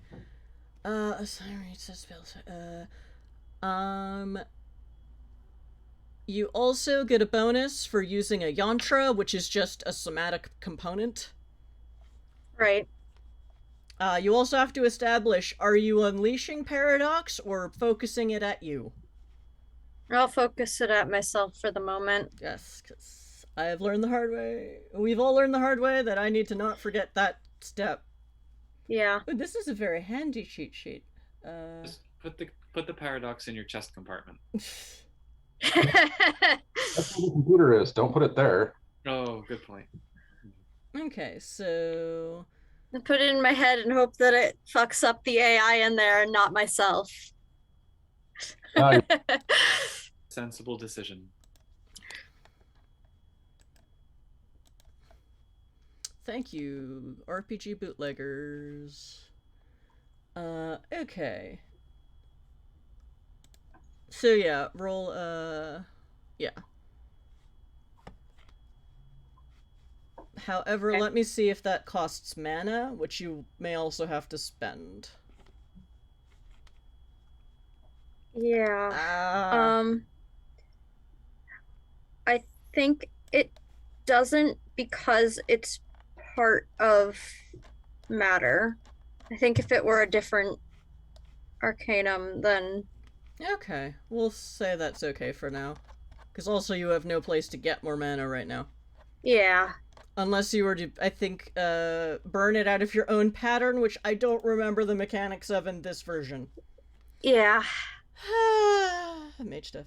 Okay, so yeah, let's a D10 plus sphere dots plus gnosis plus an additional point of what for a somatic component. All right. And then after that, we will roll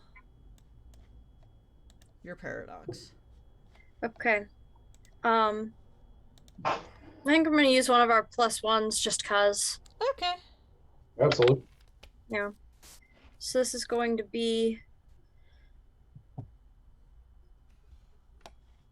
15. So 3 successes. Okay. I will say, now, let's, fuck it. Let's just say your armor is 8/8 now. All right. Or rather, Masterson's armor something. is 8/8. Masterson, the suit you're wearing, like, I don't remember how you had your armor, or is your armor just being an ogre? It's my mantle from, that's the summer mantle. Okay. So, you know, have your summer mantle. Suddenly, the suit you're wearing also gets, like, tougher. And you're like, this'll probably work in my favor. Yeah. You're not sure where it came from, but there's a lot going on. You'll take what you can get. Some guy keeps trying to punch me in the face. This is getting very tiring. Sungrazer. Okay, our alarm for break just went off. Do you want to pause here, or try to get through the rest of the round before going on? I'm just trying to get my gun out. That's all I'm doing. Okay. So I'll be quick. If that matters to people. Okay. But flexi either way. Well, I'm keeping track of the rounds, so do we mind if we just pause combat here and take a 10-minute break? That's good for me. For me? And that'll give me time to review all of the books again. Because I didn't do that enough today because I accidentally was reviewing the wrong edition of combat rules. Ooh.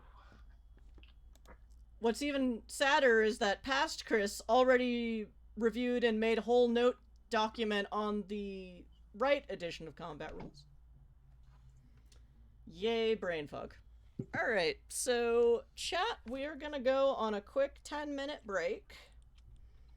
Go make yourself some ramen. Oh, and there's another NPC drop. I will review. Or another couple NPC drops. I put Shaggy at the end of the initiative order because it sounded correct. Oh, Dracus off stream, we do just have to do your paradox roll first. Right. Thank you for reminding me, Fadier. But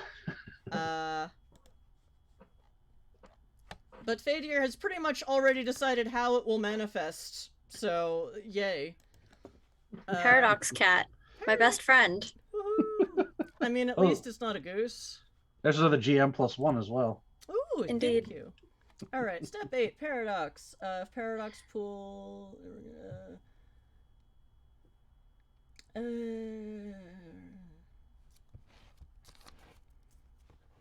Oh, god damn it. You know what? Fuck it. We're gonna go on break now, and then we're gonna roll paradox. I need Fair to review enough. this. Alright. And I could do that on break. Alright, chat. We will be back in 10 minutes. Get a drink, make some ramen, review all the NWoD books that I very clearly haven't because there's too many of them. And correct me from chat, because that's always fun. I brought this upon myself. Thank you, Nightbot. And thank you for spending your channel points. Feel free to spend them during break, and I will keep track of them. Anyway, see you in a bit. Bye!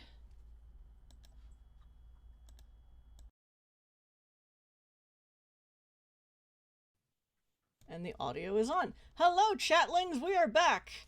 This is NWoD in space. Our friends crashed a fancy party to steal their Supernat detectors. Some of the PCs are Supernats, so many reasons to do that. And now there's a big massive combat that ironically seems supernatural in nature, but they didn't start. I swear it Weird. wasn't my fault this time.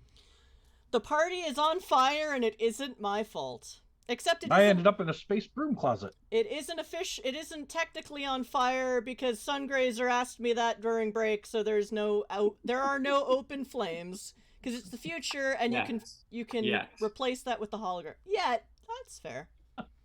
To be clear, I have a different contract which will ensure that yes, there will be open flames. You know? Yet at the same time. Smoke them if you got them. Arson. Wait. Smoke them if you got them, kids. Actually, let me set game. I would like to end on time tonight, so we started about 10 minutes late. So, all right,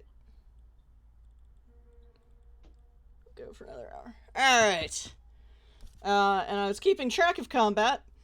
So Klaus just went and did a mage thing. And you are very sure you did not do something so ridiculous that it would cause paradox. Because you know what that does. Last time, it did a goose. And that was not fun for anyone in Eden City. It was particularly unfun for Dune, who is not here to talk all of your ears off about it, so... Abyssal geese are the worst! And this one had a habit of stealing shiny things from the supernaturally affluent of Eden. And what the fuck was that? That's what happened. They're so not cool that the mere mention of geese in general sends Dune into a rage. I did not mean to do this. Also, this is what happens when the GM forgets about paradox for the first 5 months of game and then suddenly remembers. 3 months of game. The Abyssal Goose Game. Only one of which is on VOD, because I fucked up the audio, I think. Darn it. But anyway.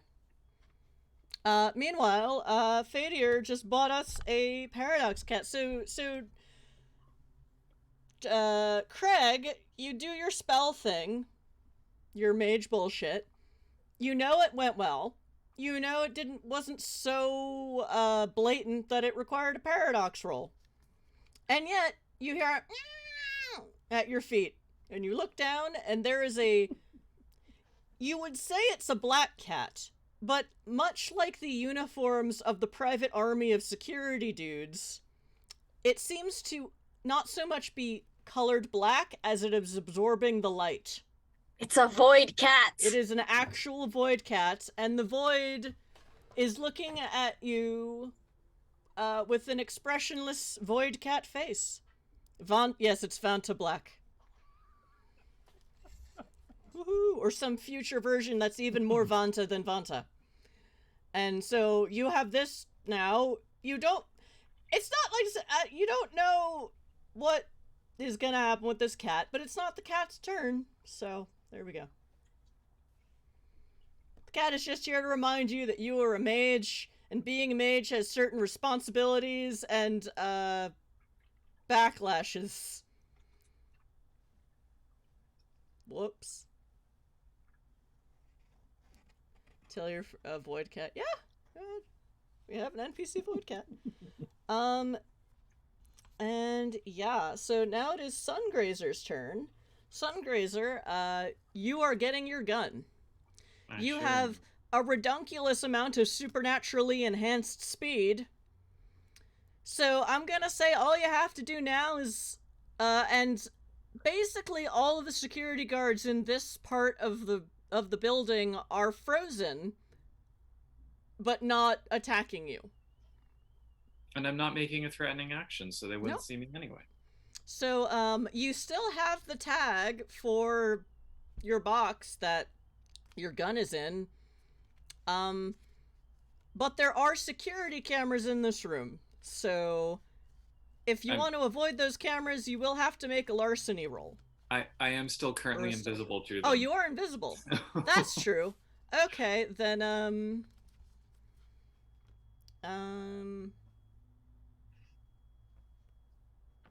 alright, then I'll just say you could get your gun.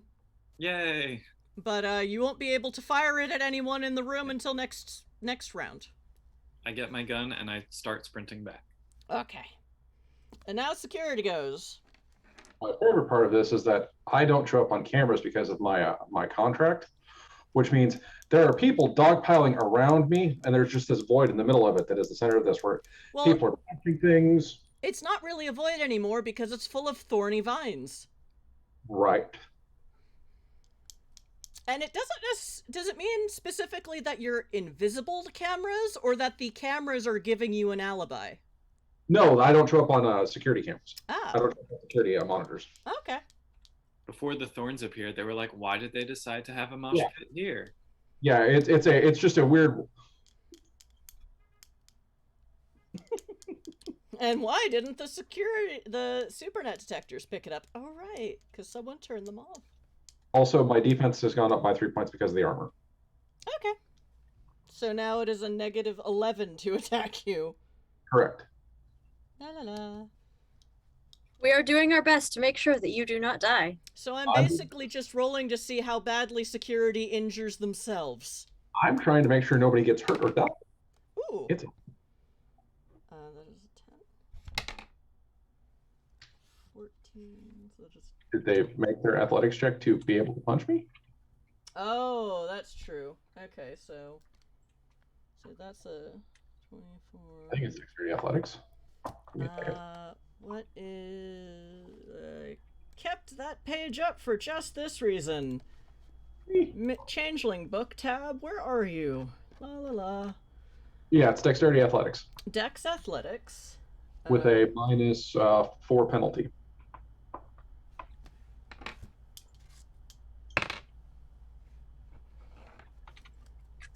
Okay, so we'll just say that was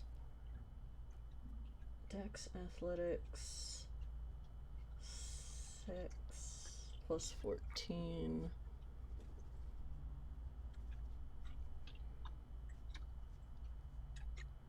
What was the penalty again? You said a 4-point penalty? That's more. It's equal to my strength. Okay. So they roll a 16 to punch to get through the brambles. They're good. They can take a swing. Yep, they could take a swing and then injure themselves. And they miss. They just miss.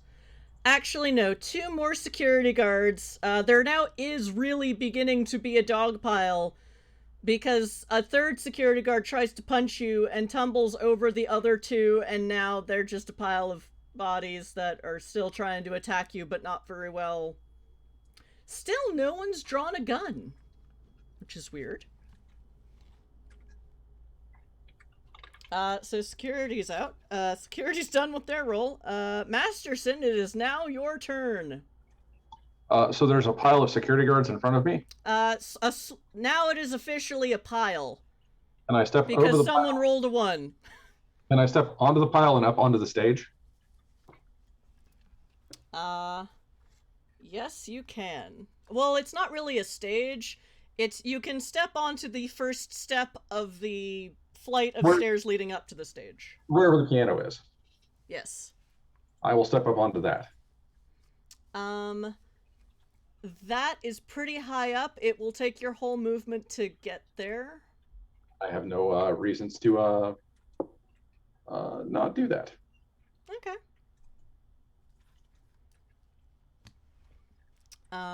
Great. Oh, I will continue to taunt the huntsman. The whatever mystical force is doing this. So I'm just gonna so yeah, so when I said so yeah, you can double your speed, but what is your speed? I have your sheet right here. I should just My speed is up 4 points because of my contract. Yes. So 13. 13. Okay. So yeah, I will say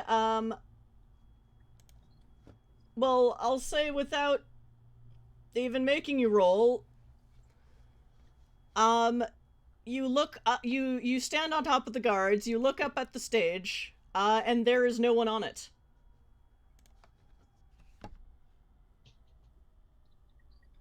Someone's about to get murdered. Yep.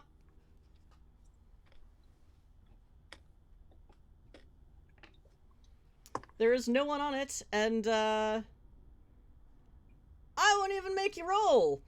For all the way up the stairs, if you burn your whole action to get, you can burn your whole action, double your speed, and get to the top of the stairs where you're pretty sure that open door is a hedge gate. Oh yeah, I'm there. Okay.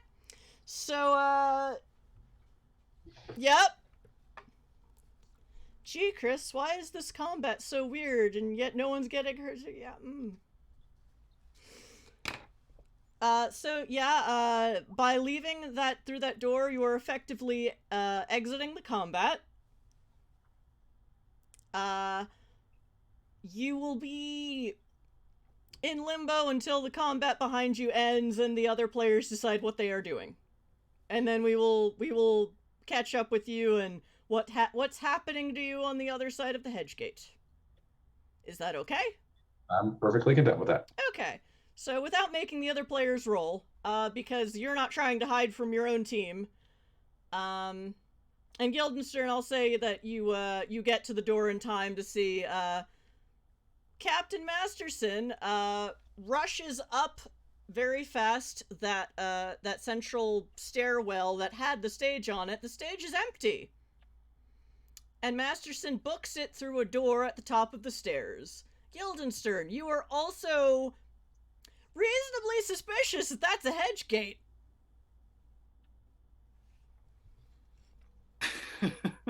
So, Okay. Masterson, is there anything you want to tell your team before booking it through that doorway?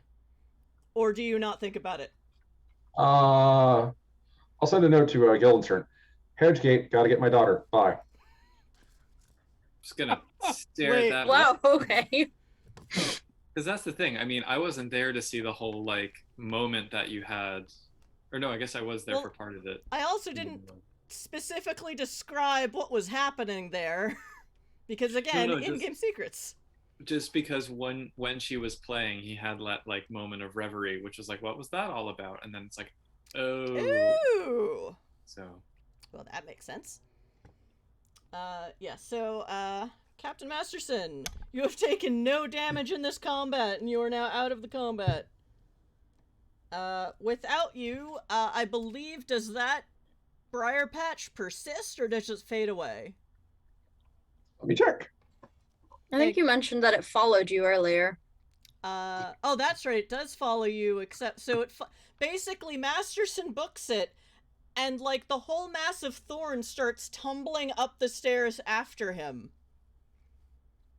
It wasn't there to do damage, it was only there to provide terrain problems. Correct. So, Boris, it is now your turn. Okay, and The fuck was that? Yeah, I have no clue. As far as you know, Masterson just ran up the stairs and through a door. Did the brambles persist, or did The brambles did follow him. Okay. Through the door. And what does it look like the crowd of people are doing? The crowd of people are still kind of raging. Or actually, no, they are trying to follow him up the stairs, but because there is a literal pile of security guards at the base, they are now working against themselves. At least for the rest of the, at least until their next turn. Do I see anybody else from the party? Guildenstern is at the front door, with a firearm, I assume. You don't see me. Oh, no, though. you don't see, so Yeah, he's invisible, okay. you don't see your invisible party member. Klaus is somewhere. You don't see that vampire person anywhere. I don't think I ever met the vampire person. No, you didn't, because they weren't there that yeah. I'm actually wondering if maybe they and I are alternate personalities of the same person. Because we've never seen in the same room together. Hashtag Von True Life. And you don't see Dune anywhere. Okay. Oh, there's a question. Is my communicator still in my ear, or was that taken when I was knocked out? I'm gonna say yes for the ease of moving things along. Okay. I'm gonna try and contact the other members of the team, like, what the hell is happening? Masterson, you do not hear this. Yeah, I'm in the hedge. Yeah. I'm gone. You other two do hear this, but cannot respond until your next turn. Boris, is there anything else you would like to do? Unfortunately, you are at the very bottom of initiative, so you can't really hold your action. No, so I think I'm going to stop moving forward and just kind of slowly back away from this crowd now. But you should wolf out, jump the stairs, and climb and follow into the hedge gate. Because werewolves do excellent in the hedge. It's a great place for them. But I don't know. You went to the hedge, so I think I'm just kind of gonna back off for now and see how things turn out. What is your splat again? Let me take a look. You are a Bark. Yeah, that's a good Araka move. That's hashtag Araka life. I'm gonna take a step back and see what happens. Yep. Discretion is a better part of valor, and the smarter part. Yep. So, at the bottom of the round, of course, someone bought an NPC of a stoner who can see supernatural shit. And we'll just say that for whatever reason, this person either fell out of the effect early or wasn't affected because they were stoned. And so this dude in kind of a shaggy-looking, shabby chic suit is kind of like on the side, but he's kind of looking up. So he's like, dude, did that guy just go through a magic door?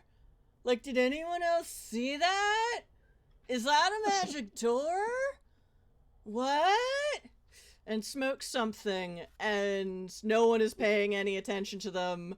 But, the party members still in this room do notice, oh, there's an unaffected human who is useless, but, well, that's happening. Klaus, it is now your turn. All right. I feel it's reasonable to have put together that Masterson just went into the hedge, given the stoner talking about a magic door. Just gonna be like, well, shit. And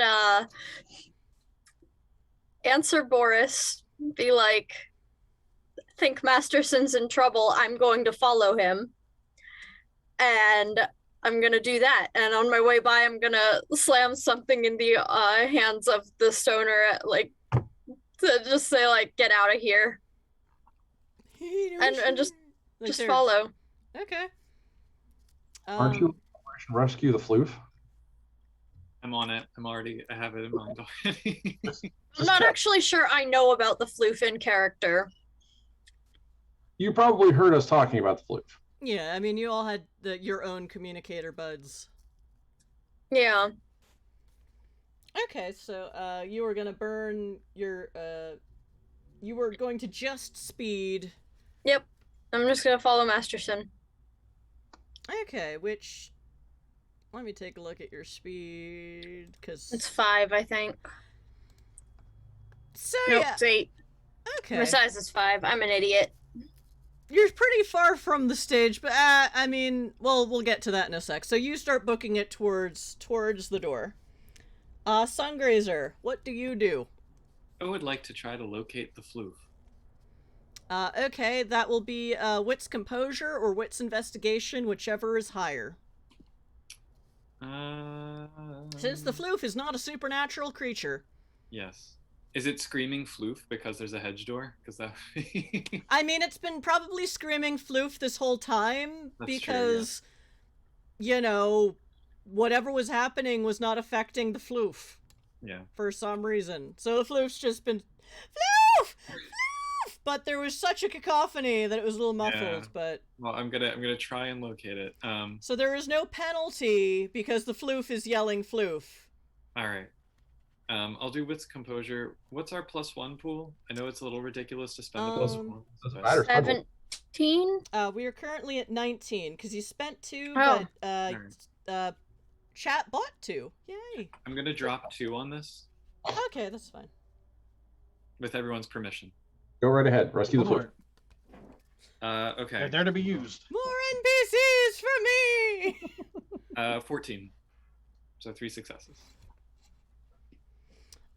3 successes? Yeah, I mean, it's basically a teal-blue ferret that is now standing on top of its owner's head, like that ferret look, like, eh. And I know what she looks like, too, so... Yeah. I think they were a they in a dress, but it's fine. Oh, it was alright. The whole thing is genderqueer. Yes. I know what the owner looks like. Their owner is part of the zombie throng, Right. reaching up the stairs and not making it because their physical stats suck. But the floof is not being held onto in any particular manner, so the floof is between you and the hedge gate. I am going to try and, as non-aggressively as possible, remove the floof. And now, thank goodness, I looked up the floof stats from, okay, because someone else built this. The Floof had. This is going to be awesome. Alright, so the floof is being grappled by a supernatural invisible thing, so this will be a contested roll. So you have to roll strength and brawl. This is technically a grapple. God. Minus the floof's defense of 3. If you get 1 success, you win. Alright, ridiculous as it is, I'm going to activate my my plugin to bump my strength because this is a dismal roll. And I'm gonna spend another +1. I will buy a couple to make up for this. Okay, floof heist. Yes. Okay, so 13. 13. Yep, that is, and that's subtracting the floof's defense of 3. Yeah. Okay. 13. I'm gonna just I'm just like, come on. 2 successes. However, now does this break your invisibility to everyone or just to the floof? It depends if the floof thinks it's aggressive. The floof kind of thinks it's aggressive because they're like. Then yeah, it breaks it. Okay. So, suddenly, all of you who have been looking for Guildenstern can see them grabbing a small teal ferret-like creature off the top of a person's head. If I have enough speed left, I am also starting to move towards the hedge gate. That's cool.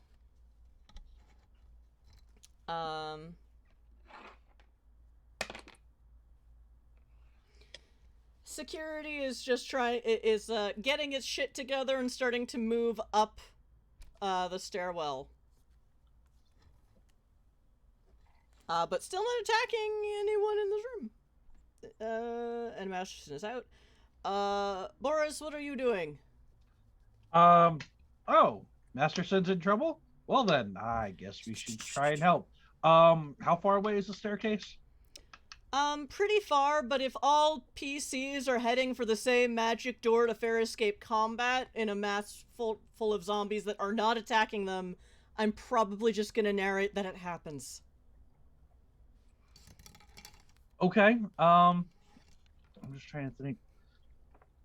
Unless there's something else you want to do between yourself and the door, I'm not going to make you roll for it. I'm pretty much going to start heading towards the door and shift into Urshel form and just try and take a flying leap over top of the entire crowd and run into the door.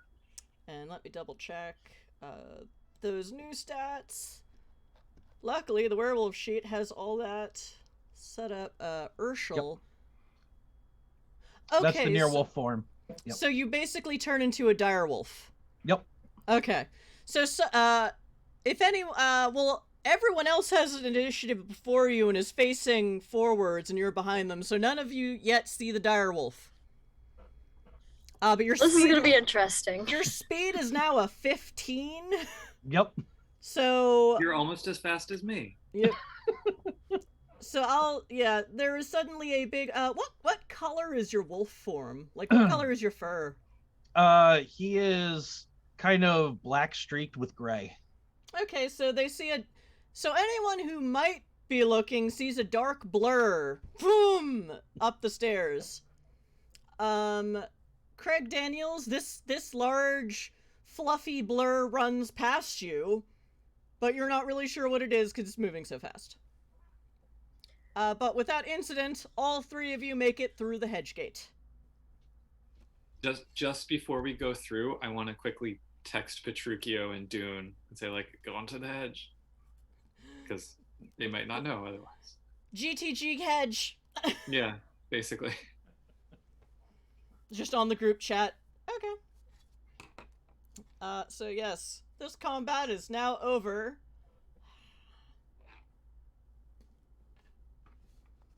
But I love it when a plan comes together. And for me, yes, this is the plan coming together. Gonna need to read up on hedge rules a bit. Oh, words. I have no idea what the hedge even is, so this is gonna be fun. Woo. It's actually, on the scale of good news to bad news, it's kind of mixed to the worst. So I tend to equate it to D&D Feywild. It's not an exact equation, but it's close enough that you can get the idea. Gotcha. Yep. Okay. Yeah. Fair enough. players, you make it without incident through the hedge gate. But things are not as you expect. The technicolor range of hedge you've come to expect and rely on is now reduced to shades of black, white, and gray, along with the appearances of your entire party. You're in a dark alley in a city street, where the buildings are only at max 8 stories high and made of bricks. What nonsense is this? Primitive electric lights cut through the smoke and the gloom, and not in a friendly way.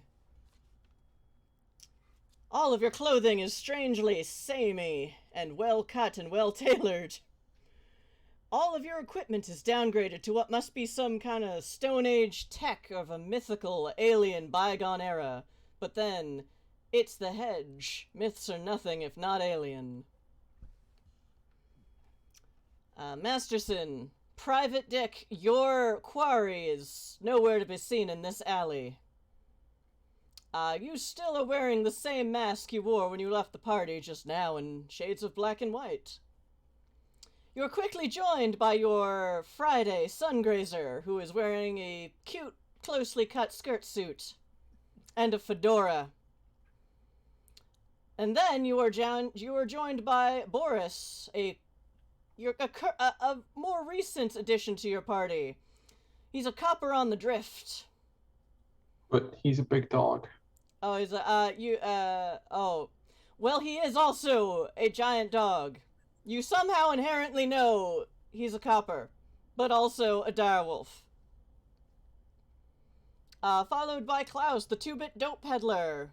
The side hustle as an underworld informant. You all know who you are supposed to be, but somehow inherently know you are all also this. And this is who you are to each other, because this is the hedge. And more specifically, this is Limos City. What do you do?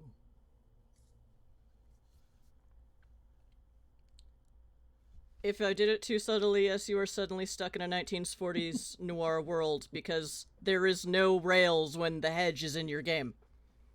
Well, we're here for it. Okay. Oh yeah.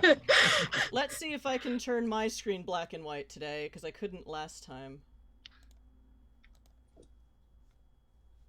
Doop-a-doo. I mean, unfortunately, I don't think I have any filters. Neither do I. What the Filters came with my downloaded copy of Zoom. I think it's one of the standards. It should be, but I don't have it either. But I enabled it, so y'all can do it. Anyway. So, players. Sepia, too. You are out of combat. Your quarry is nowhere. Neither of your quarries is anywhere to be found. What do you do? We're in an alley, right? You are in an alley. Step out of the alley and see where we actually are. See if we can find any trail of where these people went. Careful, Captain. Things here aren't what they seem, said Sungrazer, Captain's Friday. Because this setting is still genderqueer as fuck, because it's my damn game. You shouldn't buy into the hedge. That's how bad things happen. You know this. I know. Yeah, sorry. Moment of weakness. This is how bad things happen. Just once. Sorry. Just. get that out of your throat. Yeah, I'm good. Okay, just check it. If I get too damselly, just slap me a few times. Why would I slap you a few times? I don't know. It's just what the I'm hedge not doing that. should. Okay. Dude is the one that's likely to slap you. I'm just going to stare at you disappointedly. Why do you have a floof? Why shouldn't they? Is the floof in Technicolor? Maybe at the time. As well? The floof, you cannot establish the floof's colors because it isn't black and white. But it does look like it could be a black and white equivalent of teal, you're not sure. Its brightness and contrast are the same as what it was in the real world. Why do you... But you cannot tell what color it is because it is just sort of a nondescript gray. Might come in handy. You never know. Floof? Plus, it's absolutely adorable. I'm just going to step forward and sniff at the floof because I can't actually communicate with people right now. Why is there a dog? Masterson, you somehow know that that is the copper. I'm aware that I know who it is. I'm still on the why. Masterson, roll me I have a wits. solid guess, but I don't think it's my place to talk about it. Masterson, roll me wits occult. Because no duh, Masterson. Get at least one success with no penalties. I rolled a 9. You have one success. Boris has probably been a werewolf this whole time. Son of a... This works out with what you suddenly know because the weird itself has your number. Boris is a copper on the drift, as straight shooting a bull as ever there was in his official career, but the Sarge found out he was hammering saws with extra claws and put his ass on suspension instead of diming him out to the feds. Okay. You're not sure you can trust him, but he seems a straight shooter so far, despite being a little fuzzy. Okay, new rule. If you're something weird and supernatural and join this particular group of miscreants, you have to tell the rest of us. Does anyone That's else? no fun. I'm not going to put up with more houseplants and dogs. I'm just not doing it. I'm just gonna tilt my head It's not quizzically at him and raise houseplants. my It's ears. not houseplants. They're not a houseplant. They're the other kind. The other kind. The other variety. Can't rightly recall what it's called, but I know it has a name of some sort. Everyone's got a name in this world. It don't mean nothing. All right. So stepping out of the alley and looking to see where we are. You I'm are trying to trail. you are in a not very busy side street. There are people walking back and forth. Same general style of dress as you. Everyone seems on the surface to be human. There's a newsstand on the corner. There's a juke joint down the block. Otherwise, it seems a residential neighborhood. Oh, this is going to hurt. I will grab a newspaper. I got 2 bits if you need them. I have plenty of bits. Yes, you now have the 1940s equivalent of whatever your resources is. But, your sugar parent, vampire friend is nowhere to be seen. So you will not have access to their resources. Maybe. You're not sure. I will allow you to have enough money to buy a newspaper. Okay, good. I have resources. So, newspaper. While we're walking towards the juke joint, what is the topic of the day on the newspaper? Well, the great big headline on the front in black and white. Etta J. Famous jazz club singer was kidnapped from a ritzy joint where she was singing blues for the tops. This party happened at the Monarch 2 nights ago. You read further, the Monarch is a nightclub in the city. Well, I bet I know where I'm starting my little expedition to go find her. I know time flows differently here sometimes, but 2 days? Roll me an occult. Right? Is there an attribute on that? Oh, intelligence. Rolled a bloody 1. You have no idea. That just seems like too much time. Hedge bullshit! Hedge bullshit. If it's been 2 days, does that make me a Sunday rather than a Friday? No. Need whipped cream, a cherry, some nuts, and some fudge topping for that. You can dig a spoon into me anytime, Captain. I'm aware of that. I'm very aware of that. However, I got a 12 on my magical timey-wimey nonsense in the hedge. Check. Not only is the hedge typically timey-wimey, this is very clearly a pocket of the hedge. There are no rails here, except for whatever the head honcho of this pocket dimension says they are. Oh, this is gonna suck. Indeed, this is going to suck. Oh, so the basic gist of where we are is this is kind of like a hollow, except it's a very specific hollow controlled by a very specific, probably very dangerous creature that is probably Therazaz adjacent. It sets the rules for what goes on in here, and that's why we're in monochrome and trying to figure out what the hell this suit is. I don't know. This is outside my historical expertise.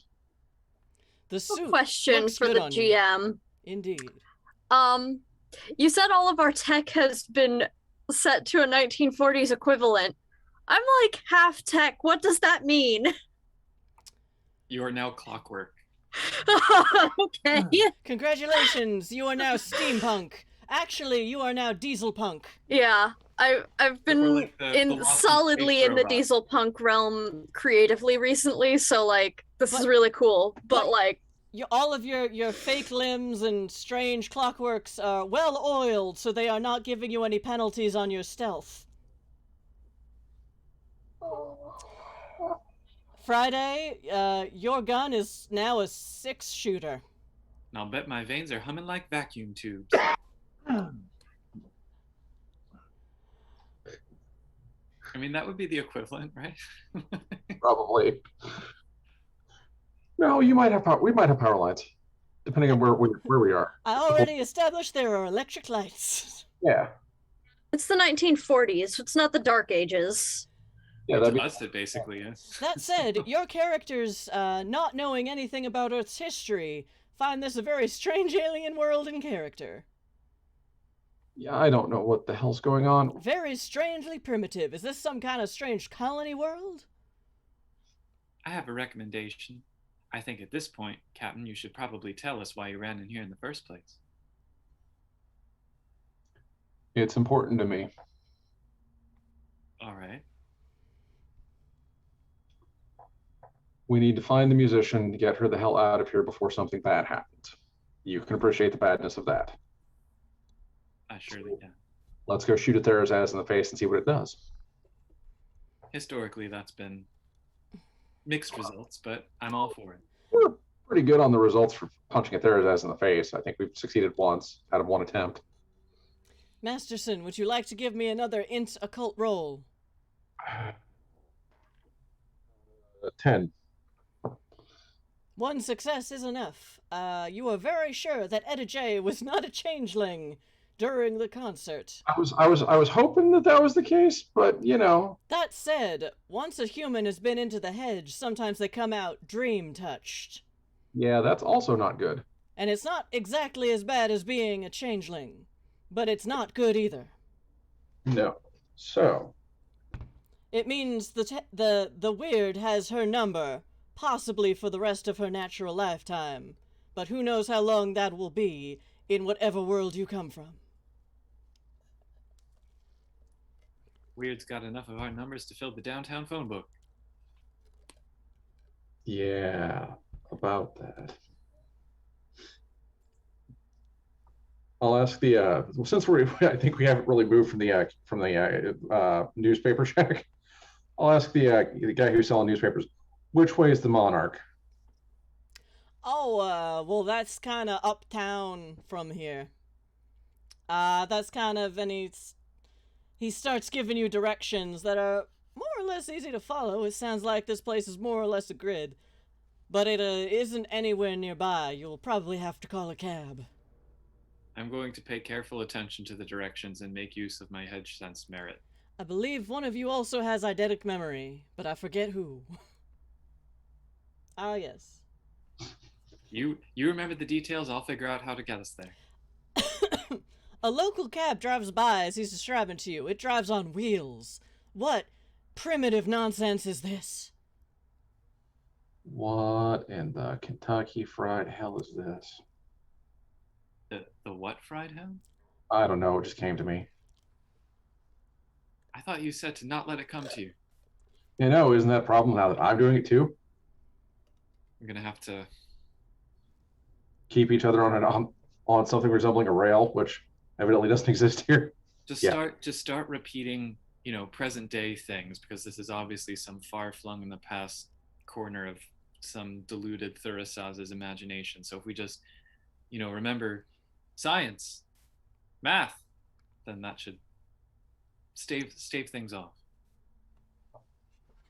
Sure, let's get the damn wheeled cab and see where this goes. Wheels. Wheels, I You're know. in charge here. It's cute. Antiquated technology from a bygone era. The more you look through the newspaper, the more it says, Supernats, international menace. So it sounds like it's a lot like the world you left behind, just with really crappy technology. Who the hell would want to live in a place like this? People who didn't have a choice. No. Not him, buddy, the cab driver, the random people we go walking past. But it's like, no, this is a reflection of someone or something's desires. Looks this way because someone wanted it to. Who would be this screwed up that they want this? I have the disconcerting notion that we might find out. Oh, Probably. Oh, yes.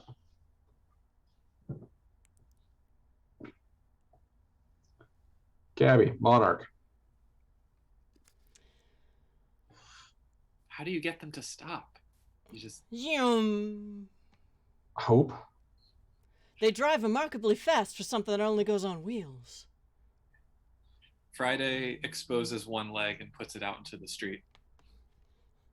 Roll me, let me check your Composure? character sheet. This, I think, would be presence. Yeah. Not my strongest. What are you doing? It just came to me. Let's go with Oh, we're supposed to be fighting that. presence streetwise. All right. Streetwise. Officer Bark. 12. 12. It takes a couple tries, but yes, a cab does stop, does screech to a halt. Yeah, where you going? The Monarch. All right, hop in. Excellent. I get in the car. Officer I help the Bark. dog into the car. Because there is not a pandemic, someone is allowed to sit in the front seat, so all three of you will fit in the back seat and front seat. I absolutely nominate Officer Bark to sit in the front seat. Question, Good. Officer Bark, are you still a Bark? You are muted, sir. Arf. Yeah, I don't allow no pets in my cab. He's a copper. What do you want me to do? Not a pet. He's an Wait, officer. Dog on police business. What are you? You're them Supernats, and before you can get into the car, he drives away. This is maybe not the tact you should be taking with humans in this ridiculous hedge space. At which point, I will look at Officer Bark and say, "You want to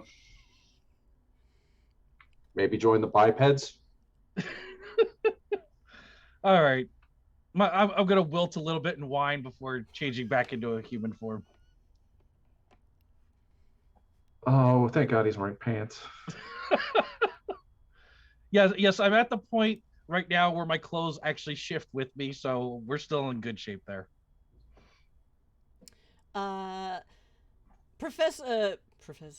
Officer Bark is Boris is wearing plains clothes, but not quite as nice a suit as Mr. Masterson.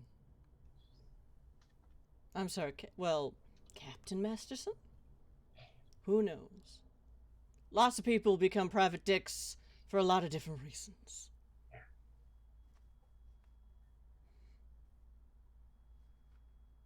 Let's see if we can get ourselves another cab.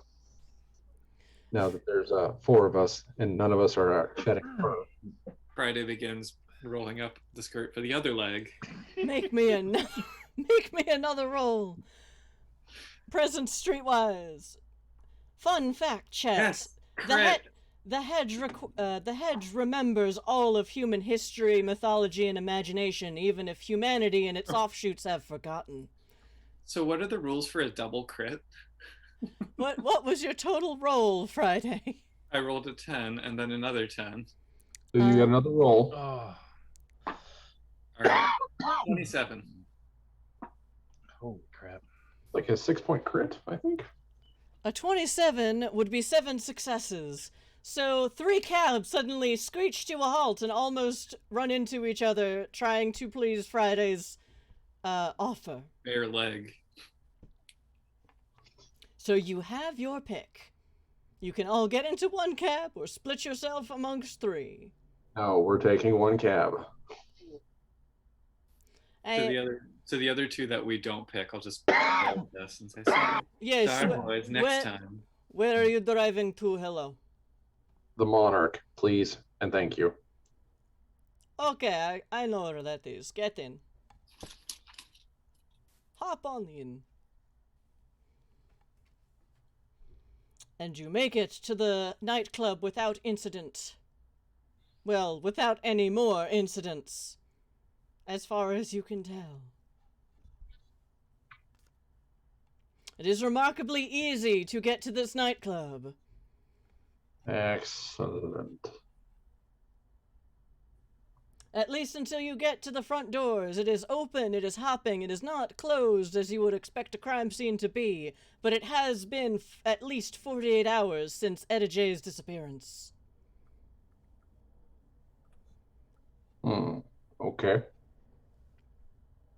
Clearly, whoever runs the Monarch has a lot of pull with the fuzz.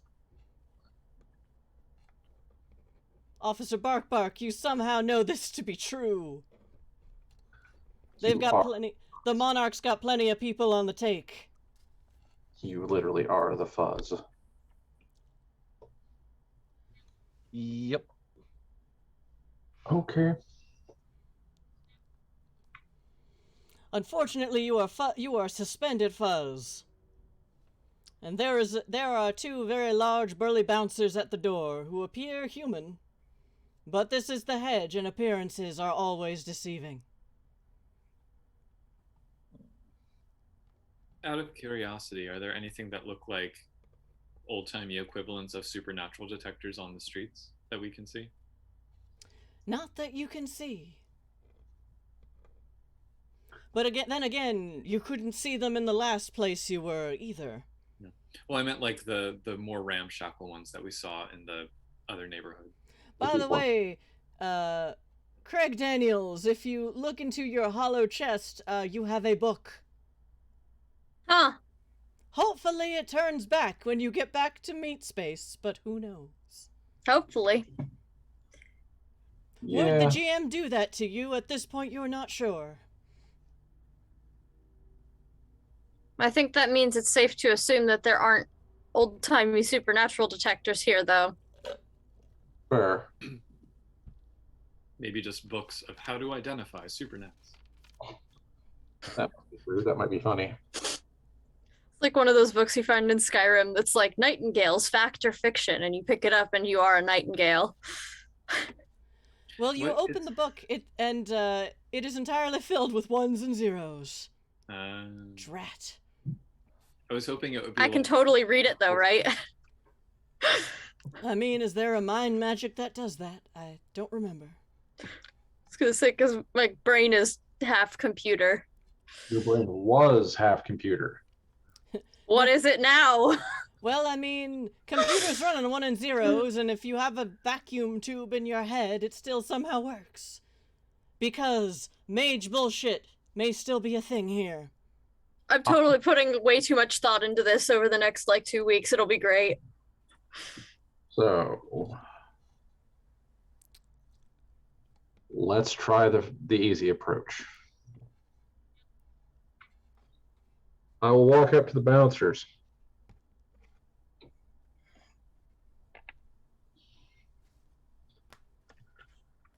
Hey, I need to talk to your boss. What's it worth to you? What's it worth to you?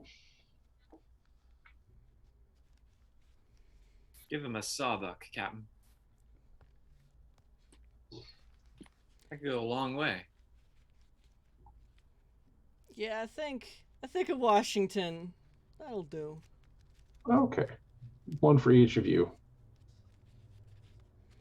Welcome to the Monarchs, sir. Thank Enjoy yourself. And they unclasp the velvet rope and let your party in. Excellent.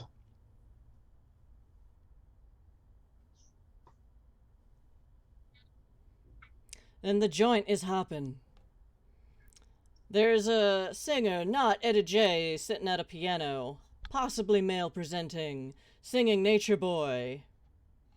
Because in the future, music has survived when all other human memory has failed. There was a boy, a strange enchanted boy, etc.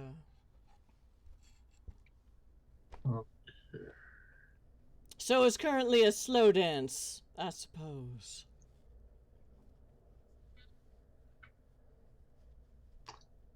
Did either one of the two security, the door security, happen to indicate who the boss actually was? They did not. However, Can I clock who's the most expensive person in the room? I will say yes, but it will require a roll because this is a strange, alien, primitive world to you. That's exciting. Roll me. Sure, let's go with Wits Composure, the standard. Because your investigation stat ain't worth a damn.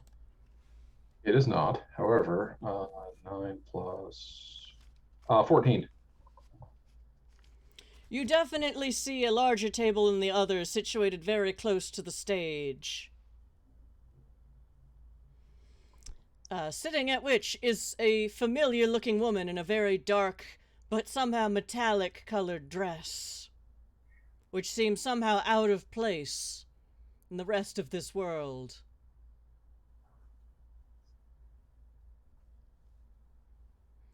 And I think with that, with 6 minutes until 10, we will end a little bit early before things get ugly.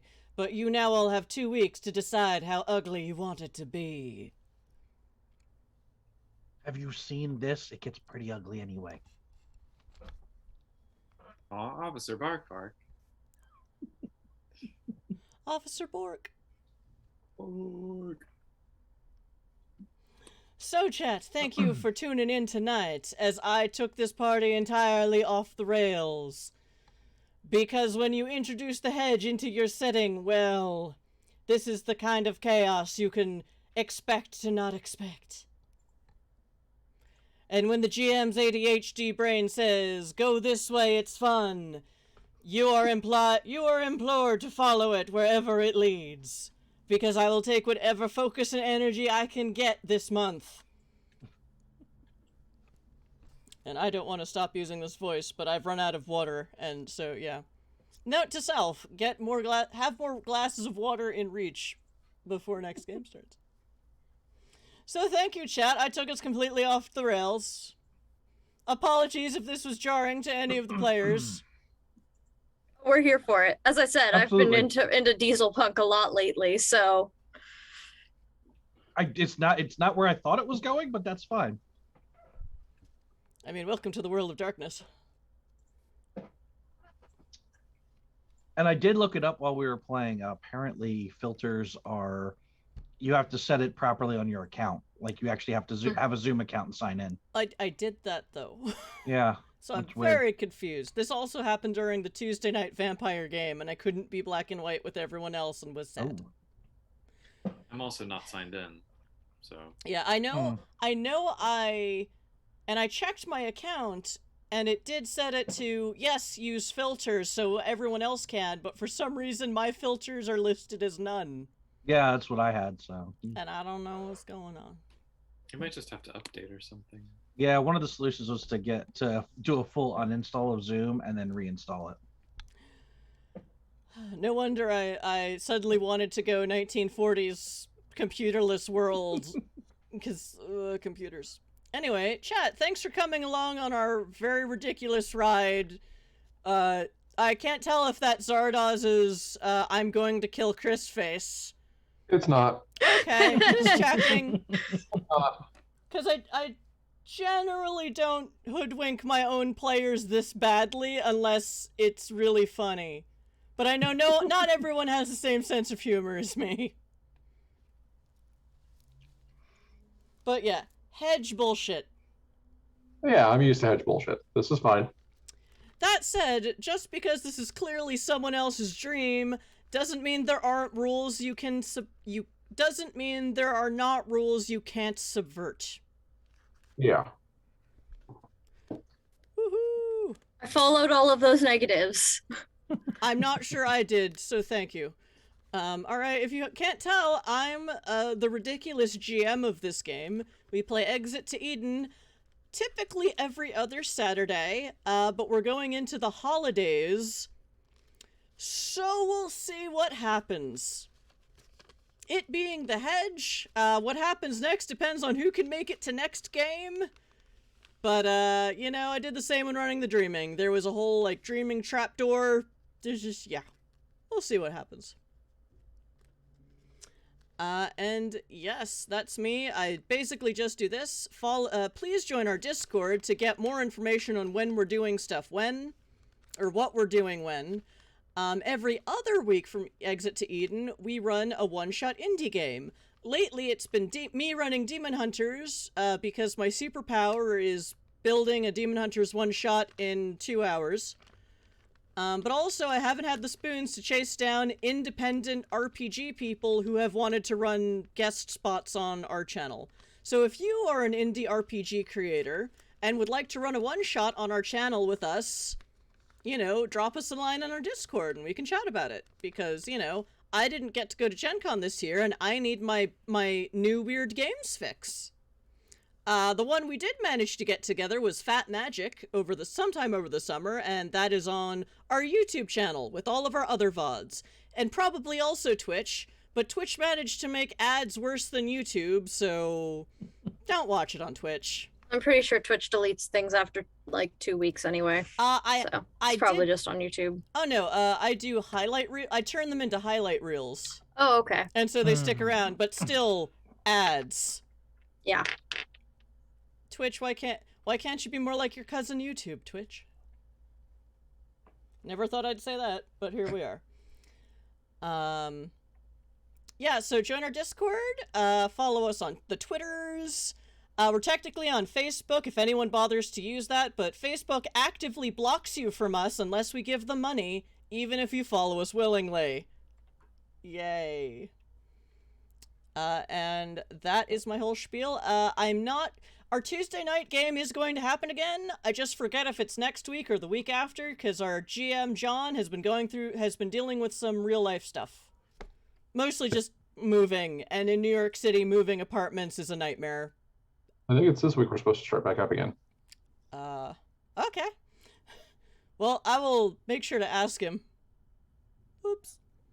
But yes, we have been running a 1920s version of Vampire the Masquerade, where again, most people can do black and white on their Zooms but me, and I'm the one running the call, so I am disappointed. So yes, check in again on Tuesday. We did what we're calling it is the pilot run of Eldritch Adversaries, and things will be a little bit different going forwards because not everyone signed up for a Cthulhu game run with V5 rules. It was interesting, but now we're going into the OVA. Things will be a little different, but still fun. I don't know. I could wiggle my fingers and cast a gun all the time. That was a lot of fun. I have the gun. You blew the shit out of so much. Between that and your Hellhound. And I just watched another V5 one-shot where the Hellhound just wanted everything, and yes. Someone's phone.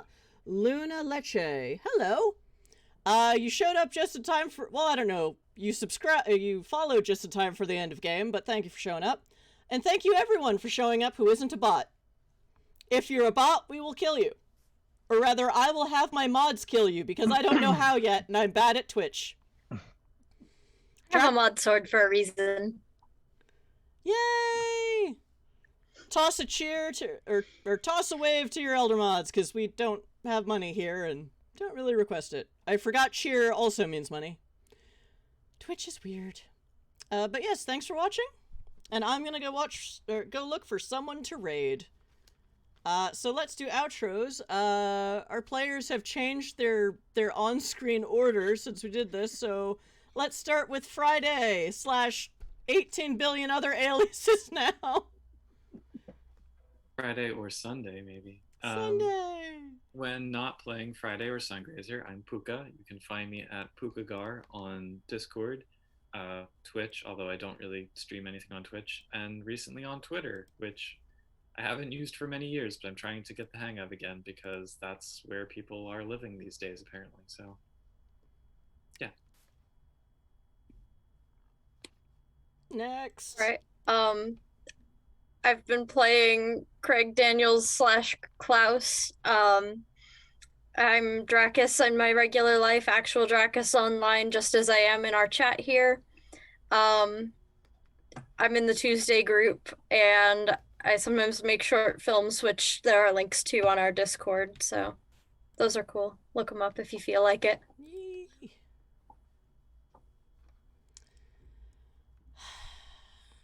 Trying to see if they're running, and no ads first.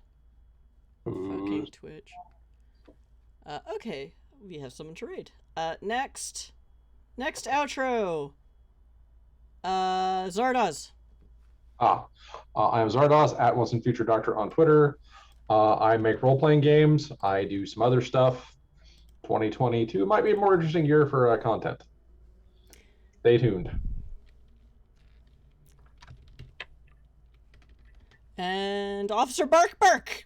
Yes, I am Officer Bark Bark, also known as Boris, but outside of the game, I go by Tempto. I run Tempto 2099 here on Twitch. We do gaming right now Monday through Friday, 6:30 p.m. I am going to branch out into some Warhammer 40k painting in the next month or so. Also, you can find me on Twitter at Tempto9, and it's all about gaming. I love it.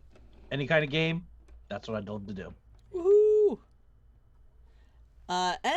Play croquet. Sorry. Occasionally. I mean, if there wasn't a pandemic, I'm sure we could figure it out. Or figure out a way to do it as a tabletop simulator. Ooh, yeah. In a few months, I will have a indie one-shot croquet RPG ready to go. Oh my god, that would be for great. alternate Well, Saturday. Well, it's you said it live on live stream, so now you're locked in. I'm calling it now. I get to play the yellow ball. I get to Honey Heist. I'm gonna play the flamingo. Oh yes, Honey Heist would also be fun. One of these days, once the term is over and I have brain again, then I can do Honey Heist. It's at least 3 people involved in this channel are in college or college adjacent, and it sucks to be us sometimes. Whew. I'm almost done. Yay! I'm getting ready to start again. Yay! All right, so we will go raid the Dice Cult, who's running Vampire the Masquerade. Cause let's do a family raid, because we're officially part of that now. Not tonight, because our vampire didn't show up, but on Tuesdays. Well, our vampire couldn't make it. And they told us that in advance, and that's fine. It happens. Like I said, the holidays are gonna make things weird enough even without me throwing the hedge into the mix. So, brace yourselves. Scheduling's gonna get wonky. But, chat, if you are interested in running a game, an indie game here for our indie nights, or even just playing it and trying out streaming for yourself, we can't pay you. So, if that's a problem because you're a professional performer, no problem. We know that's, yeah. We can't pay you, but we have fun. We can only pay you in fun, and we will not bullshit you on that. So, no hard feelings if that doesn't work for you. Yeah, if you have a solid webcam setup, which means, your camera still works even if you take your thumb off the button. That wasn't a stream, but that was a Zoom game, and it was weird. Yeah, just talk to us on the Discord, where I'm always looking for drop-in players, and as the holidays approach, it's gonna get weird. We will probably need, one-shot noobs. I don't like the word noobs. But yeah, if you're interested, hang out with us. We're very chill. But yeah, so let's go raid the Dice Cult, who are doing a Modern Knights V5 game. And waiting for that to load. Does anyone else have anything they want to pitch for online stuff? No? Alright. Not this week. Well, I hope y'all survived Turkey Week and are doing okay. If it was not fun, I hope we provided you adequate, ridiculous distraction of bad game math on my part and completely unrailing the whole plot line also on my part. I don't know if my players are used to it, but I think they just learned to accept me as not a linear thinker. Yeah. Rails are optional. Rails are optional. When you play Changeling long enough, you insert any version of Changeling into your World of Darkness game and just all bets are off. But yeah, so we're gonna go raid a family raid.